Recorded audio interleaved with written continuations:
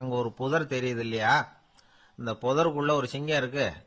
அந்த பக்கமா நான் போறப்போ வர்றப்போலாம் அது என்கிட்ட வம்பு வளர்க்குது, தகராறு செய்யுது, என் மேல பாயுது, என்ன தாக்குது, ஏன்னு தெரியல அப்படின்னுது. இதை கேட்டதும் அந்த குரங்கு சொல்லிச்சு, இனிமே கவலைப்படாத, இந்த தடவை நான் உன்னை காப்பாத்துறேன்னுது. அதுக்கப்புறம் ஒரு நாள் அந்த குரங்கும் கழுதியும் அந்த புதர் பக்கமா போய்கிட்டு இருந்தாங்க. எதிர்பார்த்தது மாதிரியே நடந்தது. அந்த சிங்கம் எதிரில் வந்தது, கழுதியை பார்த்தது, உடனே அது மேல பாய ஆரம்பிச்சுட்டுது. அவ்வளவுதான். உடனே இந்த குரங்கு என்ன பண்ணுச்சு தெரியுமா, கிடுகிடுன்னு ஒரு மரத்து மேல ஏறி உட்காந்துக்கிட்டது. அங்க உட்காந்துக்கிட்டு கீழே அந்த கழுதையும் சிங்கமும் போடுற சண்டையை வேடிக்கை பார்க்க ஆரம்பிச்சுட்டுது. கொஞ்ச நேரம் கழிச்சு அடிபட்ட காயத்தோட அந்த கழுதை மெதுவா நடந்து வந்தது. குரங்கும் மெல்ல மரத்தை விட்டு கீழே இறங்குச்சு. இப்ப கழுதை கேட்டுது, என்னை காப்பாத்துறேன்னு சொல்லிவிட்டு காலை வாரி விட்டுட்டியே, நீ பாட்டுக்கு மரத்து மேல ஏறி உட்காந்துக்கிட்டே, இது நியாயமானது. குரங்கு பரிதாபமா அதை பார்த்தது. நான் மரத்து மேல இருந்து நீங்க 2 பேரும் சண்டை போட்டதை பார்த்துக்கிட்டு தான் இருந்தேன். உன்னோட சத்தம் தான் அதிகமா இருந்தது, அது நீ சிரிக்கிற மாதிரி எனக்கு கேட்டுது, அதனால நீ தான் ஜெயிச்சுக்கிட்டு இருக்க போல இருக்கு அப்படின்னு நினைச்சுட்டேன்னு. இன்னைக்கு பல பேர் இப்படிதான் இருக்கிறாங்களாம். யாரு ஜெயிக்கிறாங்க யாரு தோக்குறாங்கிறத முகத்தை பார்த்து கூட கண்டுபிடிக்க முடியறதில்ல, பேசுற பேச்சை வச்சு கூட கண்டுபிடிக்க முடியறதில்ல. தோற்கிறவங்க கூட சிரிக்கிற மாதிரி முகத்தை வச்சுக்கிறான். இன்றைய மனிதர்கள் கிட்ட ஏகப்பட்ட முரண்பாடுகள். பொய் முகங்களோட உலவுகிறவர்கள் தான் அதிகம். உண்மை முகம் எங்க இருக்கு அப்படிங்கறத புரிஞ்சுக்கிட்டு நண்பர்களை தேர்ந்தெடுக்கணும் அப்படிங்கிறது ஒரு முக்கியமான கருத்து. கடவுள் இந்த உலகத்தை படைச்சுட்டு அதுக்கப்புறமும் கொஞ்ச நாள் இங்கே தங்கி இருந்தாராம். அப்பதான் அவருக்கு ஒரு உண்மை புரிஞ்சுதான், இந்த உலகத்துல தங்கி இருக்கிறது எவ்வளவு இடைஞ்சல்னு. தினமும் மனிதர்கள் தேடி வந்து ஏதாவது புகார் சொல்லிக்கிட்டே இருந்தாங்களாம், எனக்கு அது வேணும் இது வேணும்னு கேட்டுக்கிட்டே இருந்தாங்களாம். சில பேர் வந்தாங்க, நாங்க வந்து விவசாயம் பண்றோம், தண்ணி இல்லாம பயிர் காயுது, எங்களுக்கு மழை வேணும் அப்படின்னாங்க. அவங்க போனதும் அதுக்கப்புறம் சில பேர் வந்தாங்க, நாங்க வந்து மண்பானை செய்யறவங்க, நிறைய பானை செஞ்சு வச்சிருக்கிறோம், மழை பெஞ்சா எல்லாம் கரைஞ்சி வீணா போயிடும், அதனால இன்னைக்கு மழை பெய்யக்கூடாதுன்னாங்க. கடவுள் பார்த்தார், அவருக்கு என்ன பண்றதுன்னே தெரியல, ஏகப்பட்ட குழப்பம், தலையை பிச்சுக்கலாம் போல இருந்தது, கிட்டத்தட்ட பைத்தியம் முடிக்கிற அளவுக்கு ஆயிட்டுது. எல்லாருடைய ஆசைகளையும் அவரால் நிறைவேற்ற முடியல, ஏன்னா ஒண்ணுக்கு ஒண்ணு முரண்பாடா இருந்தது. ஒரு நாள் தன்னுடைய அமைச்சரவையை கூட்டி ஆலோசனை கேட்டார், என்ன செய்யலாம்னு சொல்லுங்கன்னார். இது என்ன பிரமாதம், பேசாம இமயமலை அடிவாரத்துல போய் உட்காந்துங்க, யாரும் தொந்தரவு பண்ண மாட்டாங்கன்னாங்க. அங்கேயும் மனிதர்கள் வர ஆரம்பிச்சிருவாங்களேன்னார் கடவுள். சரி அப்படின்னா சந்திரன்ல போயிருந்துக்கலாமேன்னாங்க. அங்கேயும் மனுஷன் குடி வர போறான் அப்படின்னார் கடவுள். வெகு தூரத்துக்கு அப்பால் உள்ள நட்சத்திர மண்டலத்துக்கு போயிடலான்னாங்க. இதெல்லாம் நிரந்தர தீர்வாகாது, நிரந்தரமா இந்த மனிதனுடைய தொல்லையிலிருந்து நான் விடுபடணும், அதுக்கு ஏதாவது வழி சொல்லுங்கன்னார் கடவுள். ஒரு வயசான ஆள் வந்தார். கடவுளுக்கு காதோட காதா ஒரு வழியை சொன்னார். கடவுளுக்கு முகம் மலர்ந்தது. அதுதான் சரி, அப்படியே செஞ்சுடலான்னார். அந்த ஆள் சொன்ன ரகசியம் என்ன தெரியுமா, மனிதனால அடைய முடியாத ஒரு இடம் இருக்கு, அது வேற எங்கேயும் இல்ல, அவனுக்கு உள்ளே இருக்குது, அங்க போய் மறைஞ்சுங்க, அதுக்கப்புறம் மனிதர்களால உங்களுக்கு தொந்தரவு இருக்காதுன்னார்.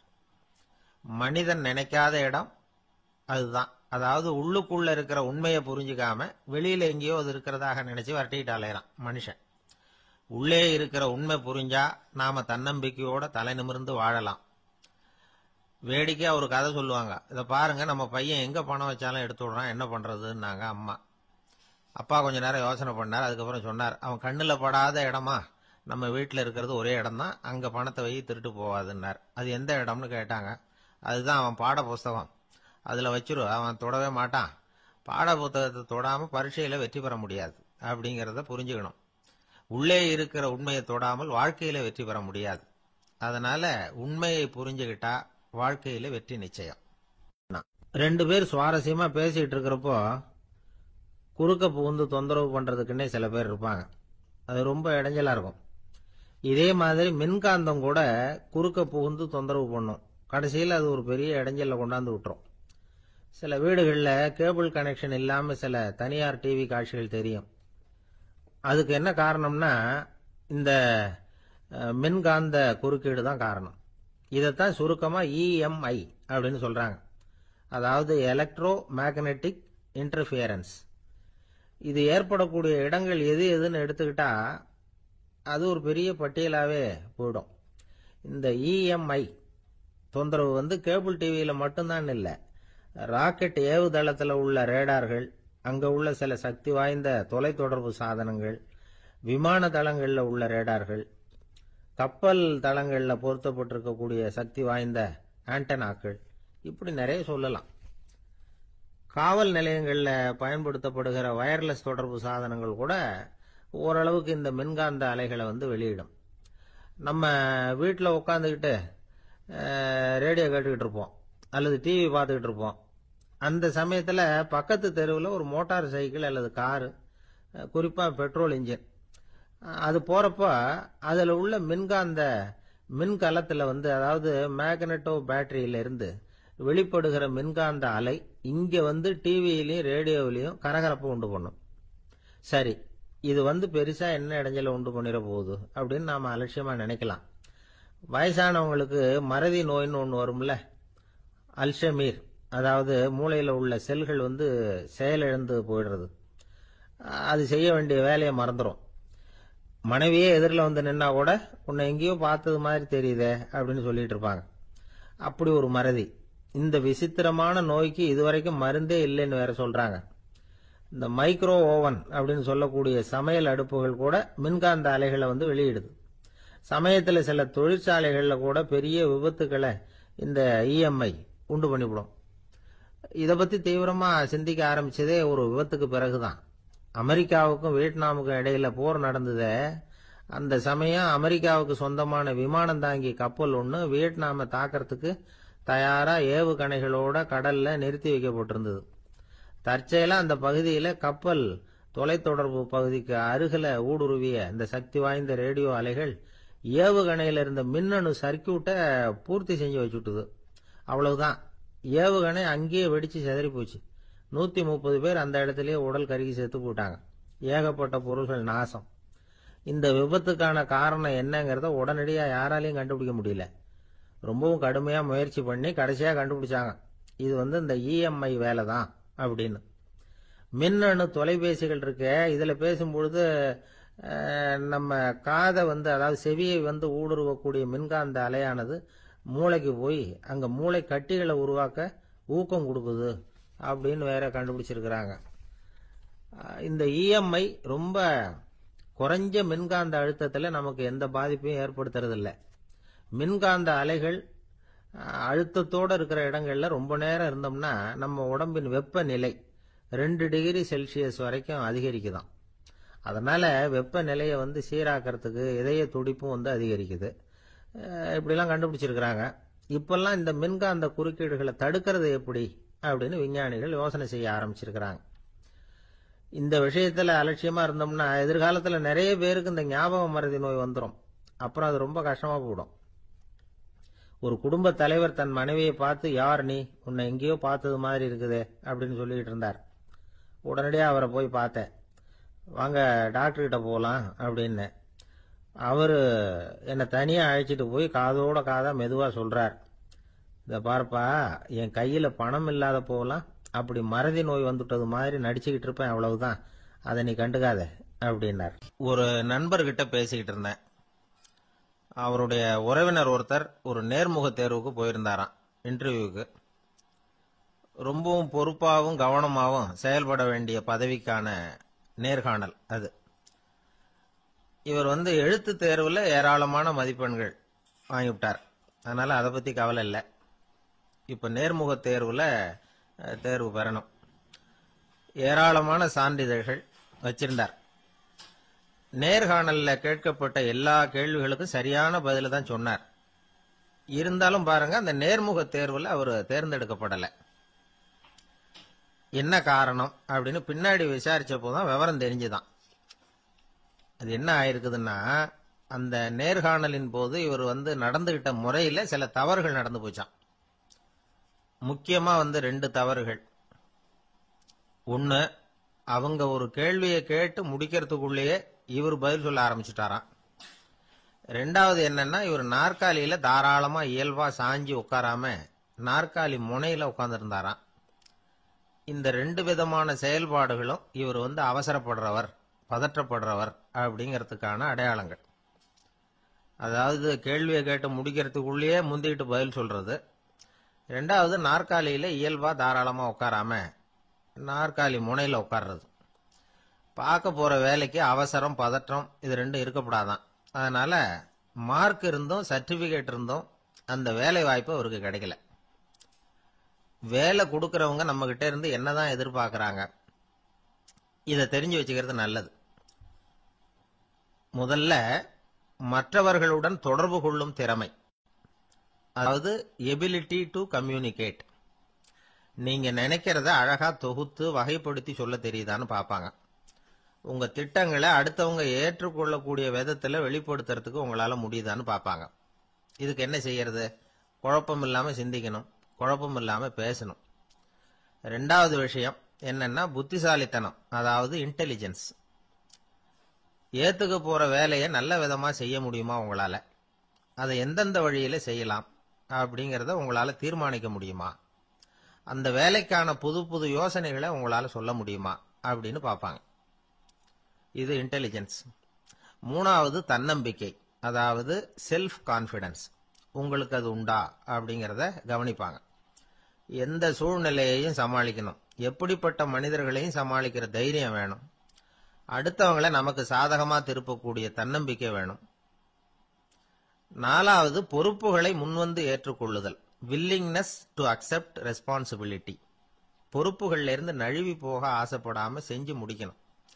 அஞ்சாவது முன் வருதல், இனிஷியேட்டிவ். வேலையோட முக்கியத்துவம் உணர்ந்து அதை ஏத்துக்கிட்டு தகுந்த நடவடிக்கைகளை தயங்காம எடுக்கிறதுக்கு முன் வரணும். ஆறாவது என்னன்னு கேட்டீங்கன்னா தலைமைத்துவம், லீடர்ஷிப். 4 பேருக்கு தலைமை தாங்கி நல்ல விதத்துல நடந்துக்க தெரியுதா? ஏழாவது கற்பனை திறன், இமேஜினேஷன். சில பிரச்சனைகள் வரக்கூடும் அப்படின்னு முன்கூட்டியே யூகிச்சு அதுக்கு தகுந்த மாதிரி நடவடிக்கை எடுக்கிற திறமை உண்டா அப்படிங்கறத பார்ப்பாங்க. எட்டாவது என்னன்னா வளைந்து கொடுத்தல், பிளெக்சிபிலிட்டி. சூழ்நிலைக்கு தகுந்த மாதிரி, மாற்றங்களுக்கு தகுந்த மாதிரி அனுசரிச்சு நடந்துக்கிறதுக்கு தெரியுதா உங்களுக்கு அப்படிங்கறத கவனிப்பாங்க. அடுத்தது திறமைகளை வெளிக்கொணரும் திறமை, இன்டர்பர்சனல் ஸ்கில்ஸ். அடுத்தவங்க கிட்ட இருக்கிற திறமையை கண்டுபிடிச்சு அதை நல்ல விதத்துல ஊக்கப்படுத்தி பயன்படுத்த தெரியுதா அப்படின்னு பார்ப்பாங்க. ஆறாவது சுய அறிவு, செல்ஃப் நாலேஜ். அடுத்தவங்க நம்மளை பத்தி என்ன நினைக்கிறாங்க அப்படிங்கறத நம்மால புரிஞ்சுக்க முடியுதாங்கிறது முக்கியம். அடுத்தது போட்டி மனப்பான்மை, காம்படிட்டிவ்னஸ். அடுத்தவங்களை ஒப்பிட்டு பார்த்து அதை விட ஒரு படி மேல வரணுங்கிற குணம் வேணும். இதுக்கு அடுத்தது என்னன்னா குறிக்கோளை வெல்லுதல், கோல் அச்சீவ்மெண்ட். குறிக்கோளை சவாலா எடுத்துக்கிட்டு அதை அடையணும். அப்புறம் வேறுபட்ட திறமைகள், ஒகேஷனல் ஸ்கில்ஸ். பதவிக்கு வேண்டிய திறமைகள் தவிர மற்ற திறமைகள் ஏதும் உண்டாங்கிறது முக்கியம். நமக்கு வேலை கொடுக்கணும்னு நினைக்கிறவங்க நம்ம கிட்ட இருந்து இவ்வளவும் எதிர்பார்ப்பாங்க. அதுக்கு தகுந்த மாதிரி நம்மளை நாமே தயார்படுத்திக்கணும். எனக்கு வேண்டப்பட்ட ஒருத்தர் ஒரு இன்டர்வியூக்கு போயிட்டு வந்தார், நேர்காணலுக்கு. எப்படி இருந்தது இன்டர்வியூன்னு விசாரிச்சேன். நான் போனேன். அவர் கேட்ட எல்லா கேள்விக்கும் அவர் எதிர்பார்த்தது மாதிரியே எல்லா பதிலையும் சொன்னேன். கடைசியா நான் எதிர்பார்க்காத ஒரு தகவலை அவர் சொன்னார் அப்படின்னார். என்னன்னு கேட்டேன். அவரும் என்ன மாதிரியே இன்டர்வியூக்கு வந்தவர் தானா, சும்மா என்ன கேள்வி கேட்டுக்கிட்டு உட்காந்துருந்தாராம் அப்படின்னார். அதனால ஒரு நேர்காணலுக்கு போறதுக்கு முன்னாடி என்ன எதிர்பார்க்கறாங்க அப்படிங்கறத தெரிஞ்சுக்கிட்டு போனா வெற்றி நிச்சயம். ஒரு கடற்கரை ஓரம், அங்க ஒரு சின்ன கிராமம். அந்த கிராமத்துல ஒரு சின்ன பள்ளிக்கூடம். கடற்கரை ஓரத்துல உள்ள ஒரு விடுதியில ஓய்வுக்காக ஒருத்தர் வந்து தங்கி இருக்கிறார். பள்ளிக்கூடத்துல ஏதோ விழா நடக்கிறது மாதிரி தெரிஞ்சது. உடனே அவர் அந்த பக்கமா வந்தார். இங்க என்ன நடக்குதுன்னு விசாரிச்சார். பள்ளி ஆண்டு விழா நடக்குதுன்னாங்க. உடனே போனார். கண்காட்சி ஒன்று வச்சிருந்தாங்க. உள்ள போய் பார்த்தார். பள்ளிக்கூடத்தில் படிக்கிற மாணவர்களை சொந்தமா தயார் பண்ண பொருள்களை காட்சிக்கு வச்சிருக்கிறாங்க. அந்த ஊர் மக்கள்லாம் அதை கூட்டம் கூட்டமா போய் பார்த்துக்கிட்டு இருக்கிறாங்க. இவரும் ஆர்வமா அதையெல்லாம் பார்த்துக்கிட்டே போறார். ஒரு இடத்துல ஒரு சின்ன ரயில் செஞ்சு வச்சிருந்தாங்க, மாணவர்களே தயார் பண்ணது. மின்சாரத்தால் அது ஓடுறது மாதிரி பண்ணி வச்சிருந்தாங்க. அதுல ஒரு சின்ன பொத்தான் இருக்கும்.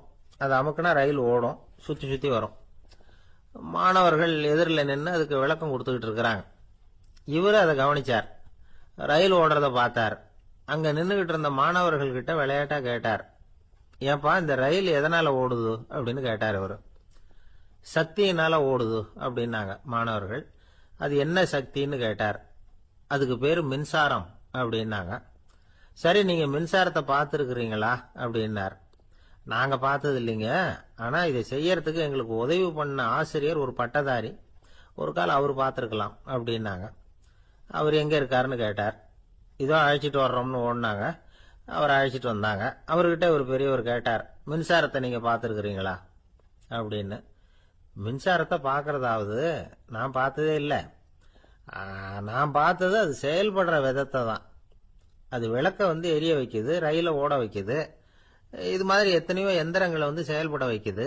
ஆனா உண்மையிலேயே அது என்னன்னு எனக்கு தெரியாது. ஒருவேளை இந்த பள்ளிக்கூடத்து தலைமை ஆசிரியருக்கு தெரிஞ்சிருக்கலாம். ஏன்னா அவர் ஒரு மேல்நிலை பட்டதாரி அப்படின்னாராம் அவரு.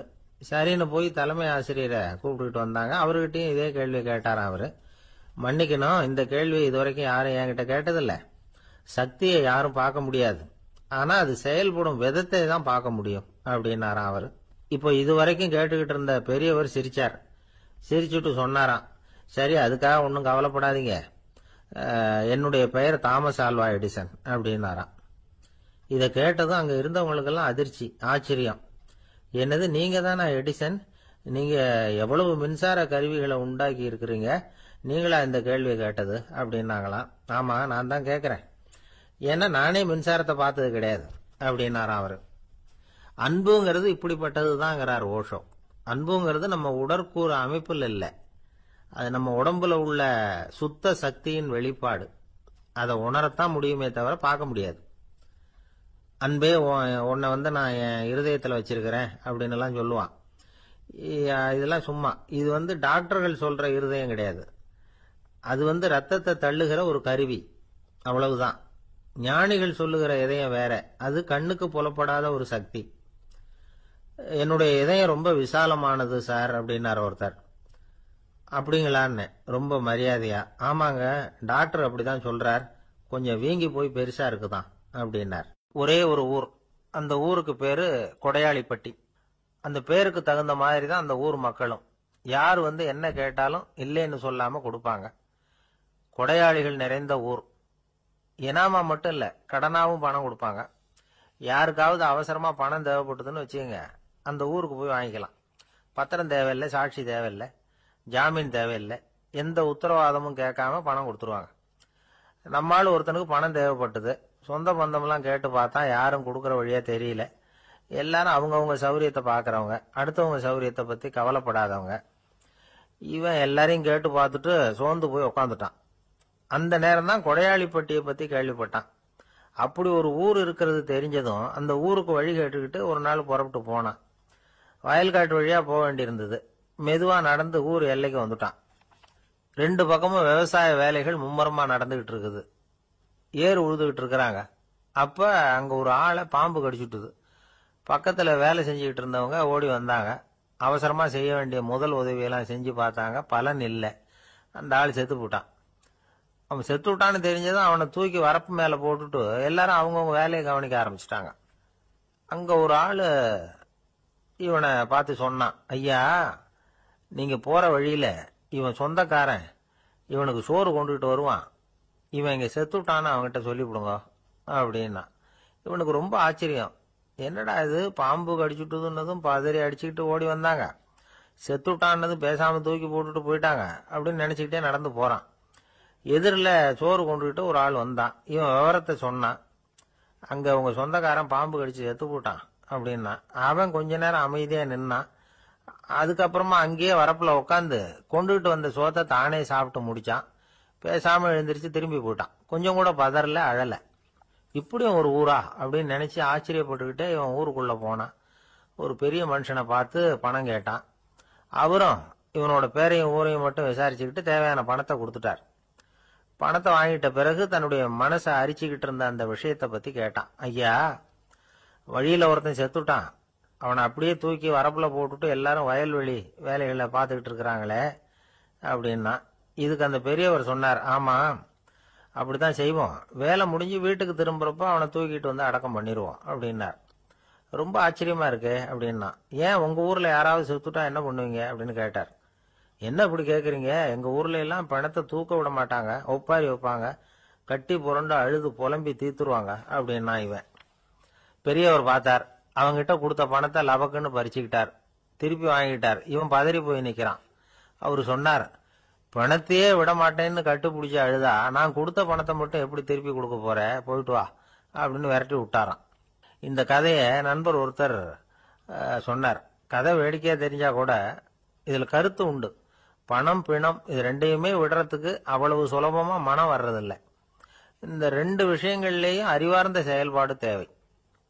ஒரு பேருந்து மரத்துல மோதி விட்டது, எல்லாரும் அடிபட்டு முனைகிட்டு கிடக்குறாங்க. டிரைவர், கண்டக்டர் இவங்களுக்கும் அடி. அவங்களும் ஒரு பக்கம் கிடக்குறாங்க.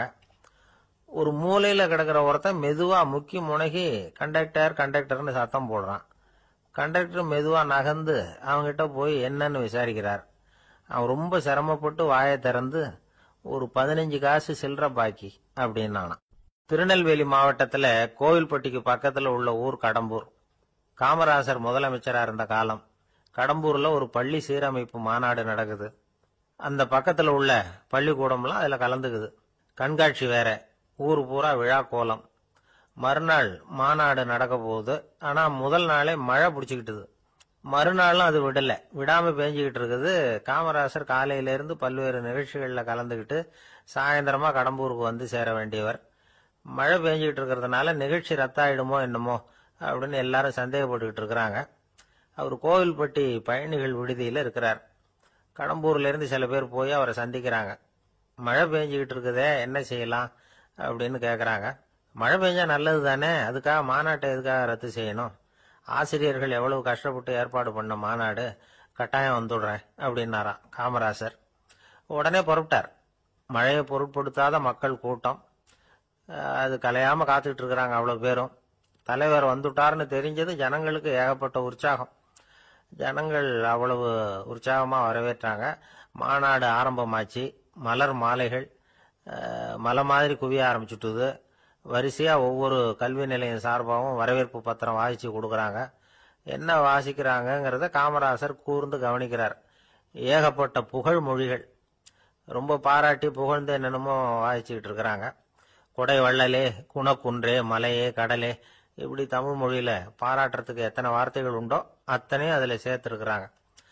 காமராசர் பொறுமை இழந்துட்டார். போதும் போதும், உங்க எல்லாரையும் பார்த்து 2 வார்த்தை பேசிவிட்டு போறதுக்காக தான் நான் வந்திருக்கிறேன். எல்லாரும் மழையில சிரமப்பட்டு நின்றுகிட்டு இருக்கிறீங்க.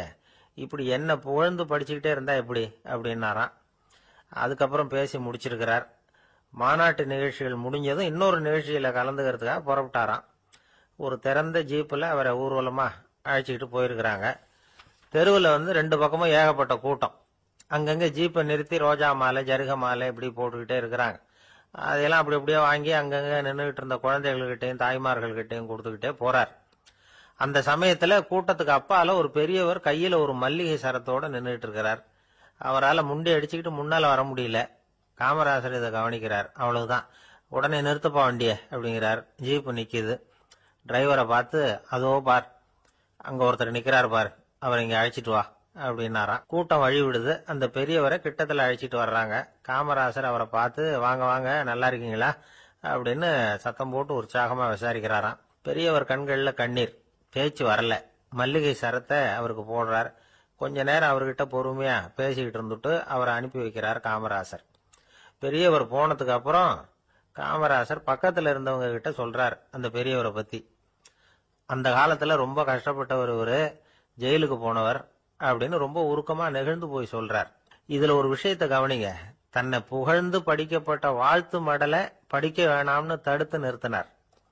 எங்கேயோ ஒரு மூலையில கையில ஒரு 4 முழம் மல்லிகை சரத்தோட ஒதுங்கி நின்றுகிட்டு இருந்த அந்த தொண்டரை அவ்வளவு பெரிய கூட்டத்துக்கு நடுவுலையும் தேடி கண்டுபிடிச்சு கிட்டத்துல கூப்பிட்டு அவர் கொடுத்த அன்பு மாலையை வாங்கி கழுத்துல போட்டுக்கிட்டார். அதுதான் காமராசர். தோல்விகள் கூட அவரை கொஞ்சம் கூட பாதிச்சதில்லை. ஒரு பொது தேர்தலில் அவர் தோத்து போறார். தொண்டர்கள்லாம் அழறாங்க. அதுல ஒருத்தர் மெதுவா காமராசர் கிட்ட போய், என்ன தலைவரே, நீங்க கூட தோத்து போயிட்டீங்களே அப்படின்னு கலக்கமா சொல்லி இருக்கிறார். அதுக்கு காமராசர், நான் கூட தோத்து போறதுக்கு பேர் தான்ப்பா ஜனநாயகம் அப்படின்னாராம். இருட்ட கண்டா பயம் உண்டாவதே அது ஏன்? இப்படி ஒரு கேள்வியை ஒரு பெரியவர்கிட்ட கேட்டாங்க. அதுக்கு அவர் பதில் சொல்றார், மனிதனுடைய ஆதிகால வாழ்க்கையில தொற்றிக் கொண்ட பயம் இது வேரூன்றி இருக்குது, இன்னமும் போகல. 50,000 வருஷங்களுக்கு முன்னாடி மனுஷன் குகைகள்ல வாழ்ந்தான். பகல்ல பயம் இருக்காது. ராத்திரியில மிருகங்கள் தாக்கும், கொல்லும், நிம்மதியா தூங்க கூட முடியாது. அதனால இந்த மனுஷனுக்கு இரவுன்னா மரணம், பயம் அப்படின்னு பழகி போச்சு. மனிதர்களுடைய எல்லா மனசையும் சேர்த்து மொத்தமா ஒரு மனசு உண்டு. மனிதர்களுடைய நினைவு இந்த மொத்த மனசுல பதிஞ்சிருக்கு, பரவுது. இந்த மொத்த மனசுல இருட்டு பற்றிய பயம் பதிந்து நீடிக்குது அப்படிங்கிறார் அவர். இந்த காலத்துல இரவை பகலாக்கிறதுக்கு எவ்வளவு விளக்குகள்லாம் வந்தாச்சு. ராத்திரியிலேயும் மிருகங்கள் தாக்குங்கிற நிலைமை இல்ல.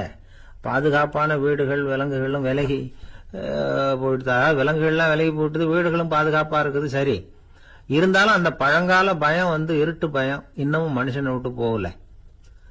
இன்னொரு விஷயம் என்னன்னா, இருட்டில இருந்து வெளிச்சத்துக்கு வராத மனிதர்கள் இன்னைக்கு அதிகம். ஒரு ஆளு ஆத்துக்கு மீன் பிடிக்கிறதுக்காக போனான், இன்னும் விடியல, அதுக்குள்ள வலையை எடுத்துட்டு கிளம்பி போயிட்டான். வெளிச்சம் வர்றதுக்கு முன்னாடியே போய் சேர்ந்துட்டான். விடியற வரைக்கும் என்ன பண்றது, சும்மா கரையிலேயே உட்காந்து காலாட்டிட்டு இருக்கிறான். காலில் ஏதோ ஒரு சின்ன மூட்டை தட்டுப்பட்டது. இருட்டுல அது என்னன்னு சரியா தெரியல. மூட்டைக்குள்ள சின்ன சின்ன கல்லா நிறைஞ்சி இருக்குது. சும்மா பொழுது போகணுமேங்கிறதுக்காக இவன் அந்த மூட்டைக்குள்ள இருந்து ஒவ்வொரு கல்லா எடுத்து ஆத்துல வீசிக்கிட்டு இருக்கிறான். விடியற வரைக்கும் வேற வேலை இல்லைங்கிறதுனால எப்படி செஞ்சுக்கிட்டே உட்காந்துருக்கிறான். கிழக்க மெதுவா வெளிச்சம் தெரிய ஆரம்பிச்சது. பொழுது விடியறதுக்கான அறிகுறி. இதுக்குள்ள அந்த மூட்டையில இருந்த எல்லா கல்லையும் எடுத்து வீசி எறிஞ்சுட்டான். கடைசியா ஒரே ஒரு கல்லு மட்டும்தான் கையில பாக்கி இருந்தது. வெளிச்சம் வந்ததும் அந்த கல்லை பார்த்தான், அப்படியே திகைச்சு போயிட்டான். அடடா, இது வரைக்கும் தெரியாம தப்பு பண்ணிட்டோமே அப்படின்னு நினைச்சான். ஏன் தெரியுமா, அவன் கையில இருந்தது வெறும் கல்லு இல்ல, விலை வசந்த ரத்தன கல். அது இருட்டுல என்னன்னு புரியாததுனால மூட்டையில இருந்த எல்லா ரத்தன கல்லையும் ஆத்துல வீசி எறிஞ்சிருக்கிறான். இப்போ அவனுக்கு அழுகையே வந்துரும் போல இருந்தது. வாழ்க்கையை வசதி ஆக்கிக்கிறதுக்கான வாய்ப்பு அவனுக்கு இருந்தது. இருந்தாலும் இருட்டுல அதை இழந்துட்டான். அந்த வகையில அவனுக்கு கொஞ்சம் அதிர்ஷ்டம் இருந்திருக்குது. அதாவது ஏதோ ஒரு வகையில இருந்திருக்குது. அதனாலதான் அந்த கடைசி கல்ல எரியறதுக்குள்ள வெளிச்சம் வந்துட்டுது. பல பேருக்கு அந்த அளவு கூட அதிர்ஷ்டம் வர்றதில்ல. எல்லாத்தையும் வீசினதுக்கு அப்புறம் தான் வெளிச்சம் வரும். என்னன்னு விவரம் தெரியாமலே எழுந்திரிச்சு வந்துருவாங்க. வாழ்க்கைங்கிறது ஒரு பெரிய புதையல். அதை புரிஞ்சிக்காம மனுஷன் அதை வீசி எரிஞ்சுக்கிட்டு இருக்கான் அப்படிங்கிறது தான் பெரியவங்க கருத்து. சில பேருக்கு புரிஞ்சுக்கிற நேரம் வரும், அதுக்குள்ள வாழ்நாள்லாம் ஓடி போயிருக்கும். அதுக்கப்புறம் என்ன பண்றது? நம்மால் ஒருத்தன் கையில ஒரு சின்ன பையோட வந்துகிட்டு இருந்தான். பை உள்ள ஏகப்பட்ட நகைகள், ரத்தன கல் எல்லாம் இருக்கு. வந்துகிட்டு இருந்தவன் திடீர்னு அந்த பைய அப்படியே ஒரு குளத்துல வீசி எறிஞ்சுட்டான். மகான்கள் தான் இப்படி பற்று இல்லாம இருப்பாங்க. என்னங்க இது, விலை மதிப்புள்ள அந்த பைய இப்படி குளத்துல வீசி எறிஞ்சுட்டீங்களே, இதுக்கு என்ன அர்த்தம் அப்படின்னு கேட்டார் அவன் கூட வந்தவர். அவன் மெதுவா இவர் காதோட காதா சொல்றான், ஒரு போலீஸ்காரர் பின்னாடி வந்துகிட்டு இருக்கிறார், அவர் போனதுக்கு அப்புறம் இதை எடுத்துக்குவேன் அப்படிங்கிறான். ஒரு ஊர்ல ஒரு புகழ்பெற்ற பத்திரிகையாளர் இருந்தார். அவரு ஒரு நாள் திடீர்னு இறந்து போயிட்டார். அதுக்கப்புறம் நேரா சொர்க்கத்துக்கு போனார். சொர்க்கத்தின் வாசல்ல நின்றுகிட்டு இருந்த ஒருத்தர் அவரை தடுத்தார். இத பாரு, ஏற்கனவே இங்க 12 பத்திரிகையாளர்கள் இருக்கிறாங்க, அவங்களுக்கு இங்க வேலை இல்லை. அதுக்கு என்ன காரணம்னா, சொர்க்கத்துல திடுக்கிடும் செய்திகள்லாம் ஒன்றும் கிடையாது. அப்படி என்ன இருக்க போகுது, இங்க எல்லாம் அது ஒழுங்கா நடந்துகிட்டு இருக்கும்.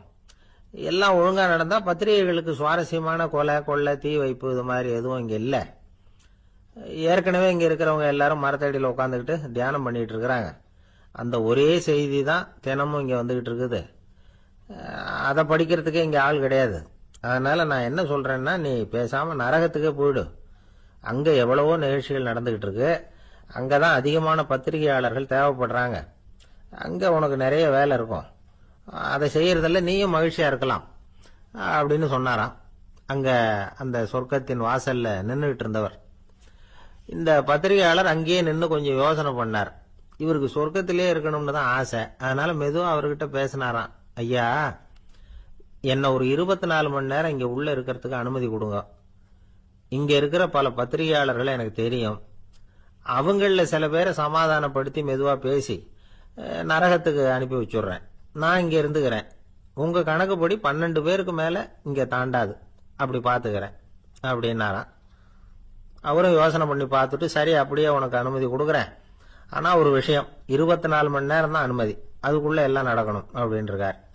சரின்னு சொல்லிவிட்டு இந்த பத்திரிகையாளர் உள்ள போனார். யோசனை பண்ணார். திட்டம் போட்டு ஒரு பொருளையை கிளப்பி விட்டார். சக பத்திரிகையாளர்கள் எல்லாம் கூப்பிட்டு சொன்னாராம், இத பாருங்க, நரகத்துல ஒரு பெரிய தினசரி பேப்பரை கொண்டுகிட்டு வர்றதுக்காக திட்டம் போட்டுக்கிட்டு இருக்காங்க. அதுக்கு பல அதிகாரிகள் தேவைப்படுறாங்க. நிறைய சம்பளம் கிடைக்கும். யார் யாரெல்லாம் நரகத்துக்கு போக ஆசைப்படுறாங்களோ அவங்க எல்லாம் போகலாம் அப்படின்னு ஒரு பொருளையை கிளப்பி விட்டார். 24 மணி நேரம் கழிச்சு வாசல் பக்கம் போனார்.